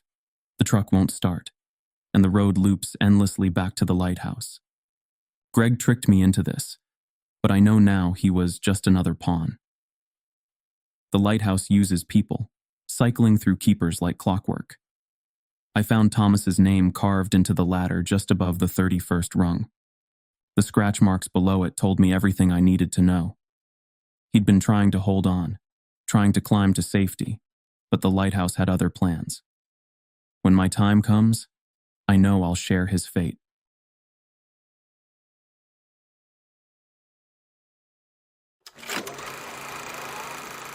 I don't think there's a soul alive who hasn't heard of Walmart. They call it the everything store, a place where you can buy a gallon of milk, a shotgun, and a flat-screen TV all in the same trip. But behind the bright blue signs and rollbacks, there's something rotten. I know because I worked there. Graveyard shift, Bentonville, Arkansas, birthplace of the empire. This isn't just any Walmart. This is the Walmart, the first of its kind, the flagship store that's been operating since the company opened its doors in 1962. The building feels like a monument to itself, huge, outdated, and almost alive. The fluorescent lights buzz overhead like a swarm of bees, and the aisles stretch on endlessly, their shelves always stocked, but never quite clean. Everything about it feels off, like it's a machine, running just a little too smoothly to be natural. I didn't want the job. I mean, Who grows up dreaming of being an overnight stalker at Walmart? But when you're 24, drowning in student debt and flunking out of your third major, you take what you can get. I was living in a rundown apartment with peeling wallpaper and a landlord who wouldn't fix the heat. So when I saw the job listing, I figured, why not? It's just a bunch of boxes and shelves. How bad could it be? The manager, a guy named Gary, didn't ask many questions during the interview. He just grunted, looked me up and down like he was sizing up a piece of meat, and said, "You're hired. Start Monday." That should have been my first red flag, but I didn't know what I was walking into. I didn't know about the scanner, or the rules, or the things that happen after 3 a.m. And I definitely didn't know that Walmart was hiding secrets so big they could swallow someone like me. I showed up at 10 p.m. Sharp. The parking lot was nearly empty, except for a few scattered cars and a semi-truck unloading crates at the loading dock. The Bentonville Walmart loomed ahead of me like a hulking monster, its massive sliding doors glowing faintly in the fluorescent light. The place was eerily quiet for a 24-hour store, but I figured the night shift was always slower. Gary, the manager, was waiting by the front doors, a clipboard in one hand and a styrofoam cup of coffee in the other. He gave me a nod that felt more like a warning than a welcome. "You're late," he said, even though I wasn't. "Clock in and get to work. Breaks at midnight. Don't screw around." Classic Gary, gruff, no nonsense, and allergic to small talk. He handed me a neon yellow vest and pointed me toward the stockroom. I followed his directions, weaving through aisles that felt endless in the half-light. The stockroom was chaos. Towering shelves stuffed with cardboard boxes, forklifts parked haphazardly, and the faint hum of machinery in the distance. A few other night stalkers were already at work, their faces blank as they moved pallets and scanned items with the company's signature barcode scanners. That's when I noticed it. One of the scanners was different. It sat on the charging dock, flickering faintly, its screen displaying a glitchy static. The light on the top, usually a steady green, blinked erratically between red and blue. I stared at it for a moment, feeling a strange pull toward it, like it was calling me. "Hey, Jack!" G's voice barked from behind me, snapping me out of it. "You're on aisle 7 tonight. Grab your scanner and get moving." Reluctantly, I picked up the flickering scanner. The moment I touched it, the static cleared, replaced by the normal Walmart inventory screen. But something about it still felt wrong, like it was heavier than it should have been. I shook off the feeling and headed to aisle 7. Aisle 7 was a graveyard of forgotten products. Stacks of clearance DVDs, dusty boxes of off-brand cereal, and random holiday decorations that had been shoved onto the shelves without care. I started unpacking the first box, a shipment of canned soup, and began scanning each item. The scanner beeped in short bursts, its monotone sound echoing through the empty aisle. But then, after a few minutes, the beeping changed. It wasn't the usual quick, sharp sound. This was slower, almost rhythmic, like a pattern. I frowned, staring at the screen. Instead of showing the usual inventory details, the scanner displayed a message. Rule 1. Do not scan the same item more than 3 times in a row. I blinked, confused. Was this a joke? Some kind of glitch? I looked around, half expecting one of the other stalkers to jump out and yell, "Gotcha!" But the aisle was empty, the only sound the faint buzz of the overhead lights. "Okay," I muttered, setting the scanner down for a moment. I rubbed my eyes, convinced I was just overtired. When I picked the scanner back up, the message was gone, replaced by the normal inventory screen. I laughed nervously and went back to work, but I couldn't shake the feeling that someone or something was watching me. By midnight, the store had settled into a haunting rhythm. The aisles were eerily silent, save for the occasional clatter of a stalker moving boxes or the faint hum of the conveyor belt in the stockroom. The fluorescent lights overhead flickered intermittently, their buzz seeping into my skull. It felt like the store itself was alive, breathing in sync with the hum of the machinery. I had just started scanning in aisle 7, cans of soup one after another. The scanner beeped predictably, and I started falling into the monotonous routine, trying to ignore the growing sense of unease in the back of my mind. But then, without warning, the scanner let out a long, drawn-out beep.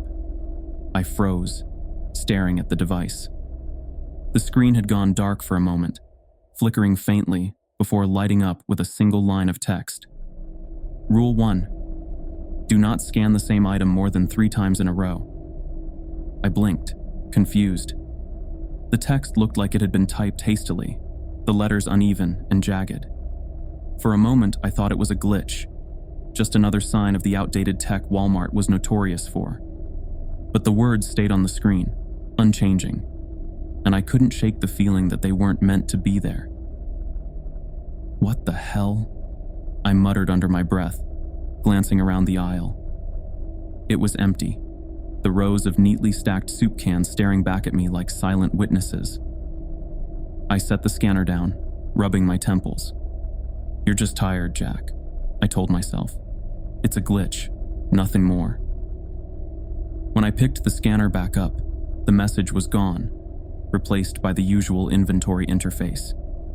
I exhaled in relief and continued scanning, my hands still trembling slightly. But then, it happened again. I was halfway through scanning another case of soup when the scanner beeped loudly, its screen flashing red. Warning, do not scan the same item more than 3 times in a row. My stomach twisted. I hadn't scanned the same item more than twice, had I? I flipped through the cans in my cart, my mind racing. It didn't make sense. It was just soup. Suddenly, I felt it. A cold prickle at the back of my neck, like someone was watching me. I turned slowly, my eyes scanning the aisle behind me. It was empty, but the air felt heavier, charged with an almost electric tension. All right, this is getting stupid, I muttered, shoving the scanner back into its holster. But as I started moving the cart down the aisle, the scanner beeped again. This time, the screen didn't display words. It displayed a sequence of numbers, 7-8, -DAS, 2-D, 3-9. What the hell is this? I whispered, my hands clammy and my breath coming faster as I stared at the digits. I tried to clear the screen, pressing every button on the device, but nothing worked.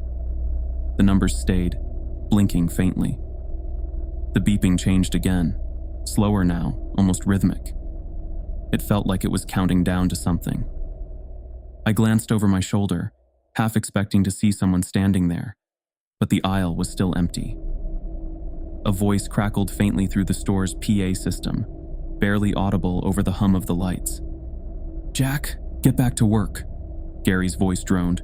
Stop slacking off. I swallowed hard, gripping the scanner tightly. Sure thing, boss, I muttered, even though I knew he couldn't hear me. But as I turned back to the shelves, the screen flickered one last time, displaying a new message. Rule 2. If the scanner starts beeping without scanning an item, stop and look behind you. My heart pounded as the scanner fell silent. The sudden quiet was worse than the beeping. It pressed against my ears, amplifying every creak and shuffle in the distance.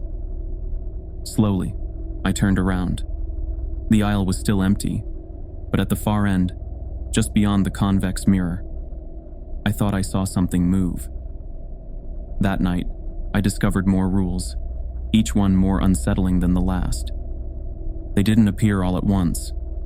Instead, the scanner would beep erratically, its screen flashing each new rule as I worked. Rule 1. Do not scan the same item more than 3 times in a row.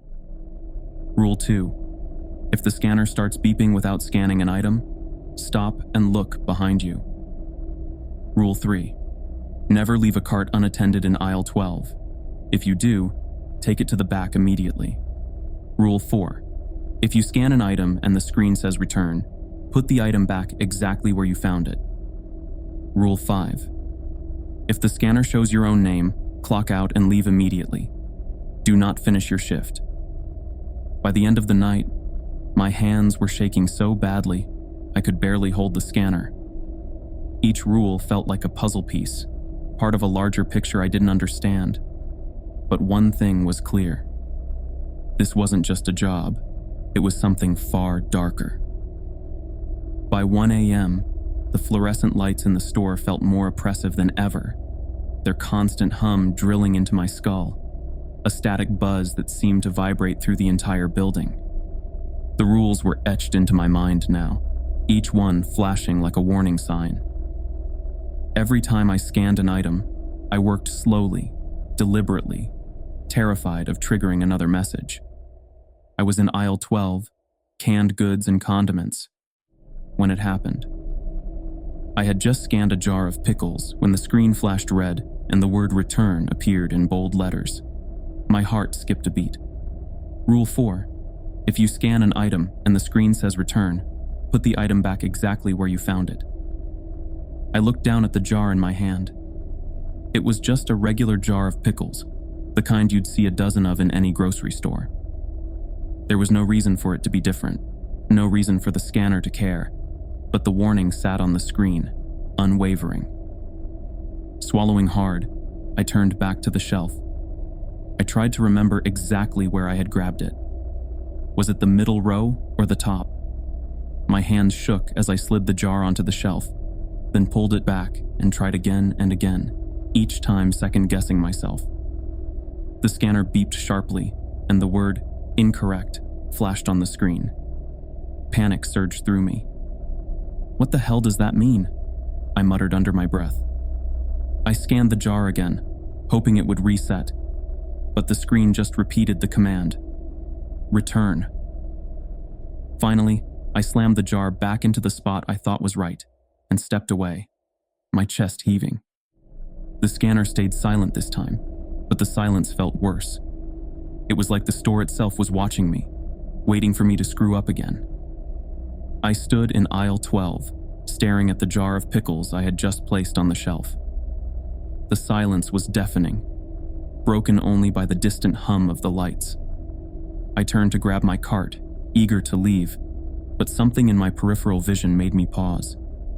The convex security mirror at the end of the aisle had caught my attention.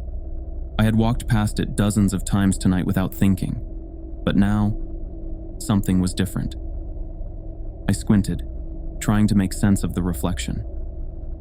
The aisle stretched out behind me in its distorted curve, shelves lined with rows of identical products.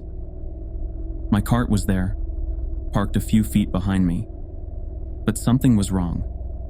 In the reflection, the cart wasn't next to me where I'd left it. It was further down the aisle, closer to the jar of pickles I had just returned. I spun around, expecting the cart to have moved, but it hadn't. It was still where I'd left it, its wheels locked in place on the scuffed tile floor. Slowly, I turned back to the mirror, my heart pounding in my chest. This time, I saw more. There was someone standing at the far end of the aisle, partially obscured by the shelves. A tall figure barely more than a shadow, its form indistinct, but undeniably there. My breath hitched as I stared, my eyes locked on the mirror. The figure didn't move, it just stood there, watching me. I whipped around again, my pulse hammering in my ears. The aisle was empty, no shadow, no figure, just rows of shelves and products, silent and still. When I turned back to the mirror, the figure was gone. Hell no, I muttered, grabbing my cart and pushing it toward the break room as fast as I could. My legs felt like lead, my hands trembling on the handle. I didn't care about the rules anymore. I needed answers. The break room was cold, colder than it should have been. The vending machines hummed softly in the corner, their fluorescent displays casting an eerie glow over the room. I dropped into one of the cheap plastic chairs, my knees still shaking. Mike was sitting across from me, nursing a styrofoam cup of coffee. His face was pale, the dark circles under his eyes more pronounced than before. He looked up as I entered, his expression grim. "You look like you've seen a ghost," he said, his voice flat. I laughed bitterly. I think I just did. I told him everything: the scanner, the rules, the jar of pickles, the figure in the mirror. With each word, his frown deepened. By the time I finished, he was shaking his head, his fingers tapping nervously against the table. "You're in deep now," he said finally. "What the hell is going on here, Mike?" I demanded, leaning forward. "What's with the rules? Why is the scanner doing this? And what was that thing I saw in the mirror?" Mike hesitated, glancing toward the break room door, as if he expected someone or something to burst in. "This place isn't normal," he said quietly. "Bentonville's the first Walmart, the original.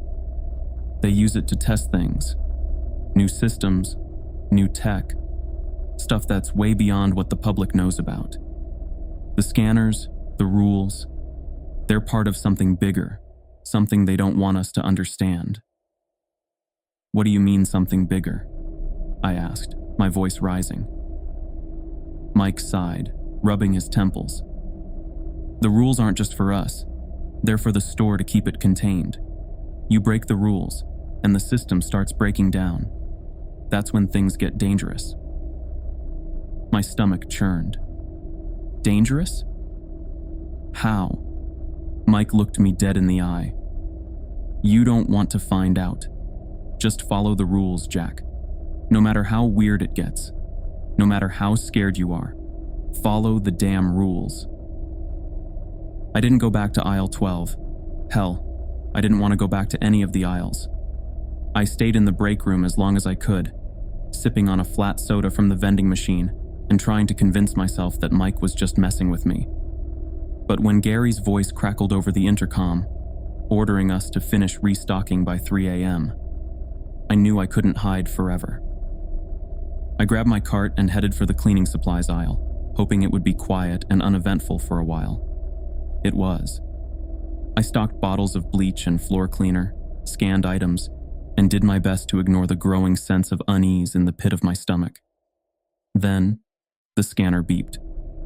At first, I thought it was just the usual sound, quick, sharp, and meaningless. But when I glanced at the screen, my blood turned to ice. Rule 5. If the scanner shows your own name, clock out and leave immediately. Do not finish your shift. I stared at the screen, my hands trembling. The message blinked once, then disappeared, replaced by the normal inventory display. I scanned another item, a box of sponges, and my name appeared again. Jack Turner, inventory error. The scanner beeped again, louder this time, and the message flashed across the screen once more. "Leave now." I dropped the scanner, my heart racing. It clattered to the floor, the sound echoing through the empty aisle. My name. It had shown my name. I didn't know what it meant, but every instinct in my body screamed at me to get out. But as I turned to head for the front of the store, a shadow fell over me. Standing at the end of the aisle was a figure, a tall, distorted shape with glowing red eyes. It didn't move, didn't make a sound, but I could feel its gaze boring into me, freezing me in place. The scanner on the floor beeped one final time, the screen flickering, and new words appeared, stark and chilling. "Run!" I didn't wait.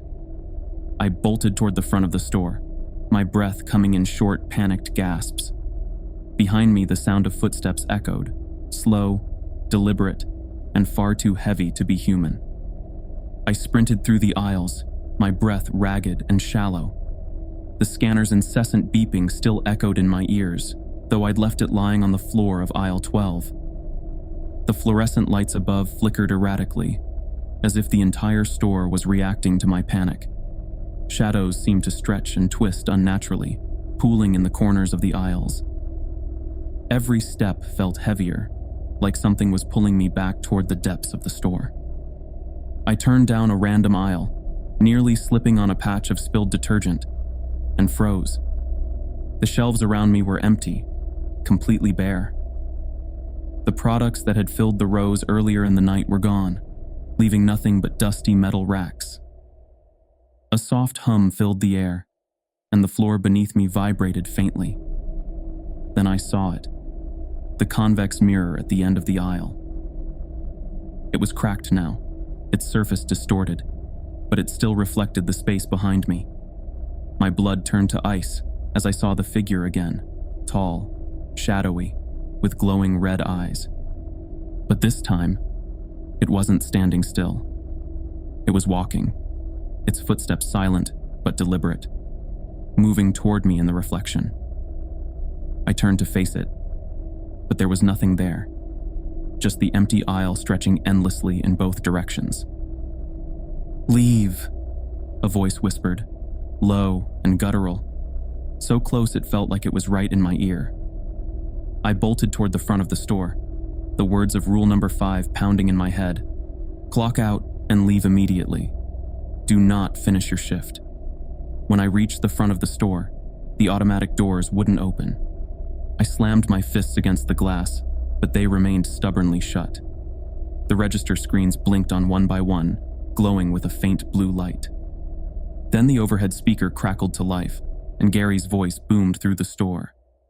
"Jack," he said, his tone unnervingly calm. "What are you doing? You're not done yet." I spun around, scanning the empty lobby. "Gary, where are you? What's going on?" There was no response, just the faint hum of the speakers. Then the lights dimmed, plunging the store into an eerie half-darkness.